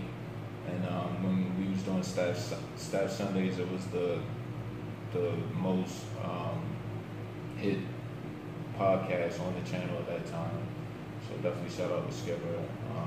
He basically showed me how to do the whole podcast shit. So, right. Shout out to the homeboy Millie. Sand Gallery, 823 East Baltimore Street. Shout out my man Carlito. That's who actually runs the mini hip hop museum at 823 East Baltimore Street. And anybody else that I fuck with that does cool shit. I'm a humble nigga and I like facilitating shit. And if you know about me, you know about me. Thank you for all the support and everybody that fucks with me and fucks with my kid, because my kid has her own fan base and shit. Yeah, man. Well, I thank you for coming through. I'm glad that you did. I'm glad you hit me up. I'm glad I did too. Yeah. I just need avenues to vent so people can understand the artistry. Right. I think I don't do that enough. So. I would rather do like interviews and shit as opposed to a show. Right. I feel like my message would get across better. Right. I do kind of have the itch to perform, but I don't really like it. You never know. You might, something might come up and you be like, oh, okay. No, that time I was on stage with Hayes and Bruno, I think I wasn't. I don't like it. I don't like attention like that. Right. Contrary to public. Well, like I said, y'all, I will be here. Well, I won't be here next week. I'll actually be, by that time, by my show, I'll be in Cleveland. No, I'll be in Detroit. Trying to, at least. We try and make some connections and stuff. I like that. Steve always takes me somewhere, and I love it. I love the fact. Steve, you want to know why? He was the first artist review I ever did. Wow. Yeah, man. I forget the name of the project. I want to say Welcome to Body Man. Probably. Yeah, I reviewed that shit. Shout out to Steve, man. He's totally different than that. I know. It's all, like you said, it's all about growth and shit. Right. Steve is an artist, yo. Definitely underrated. Doesn't get the recognition he deserves, but such is the case with the majority of people that do entertainment in these parts. And shout out to everybody that be jocking other niggas' waves.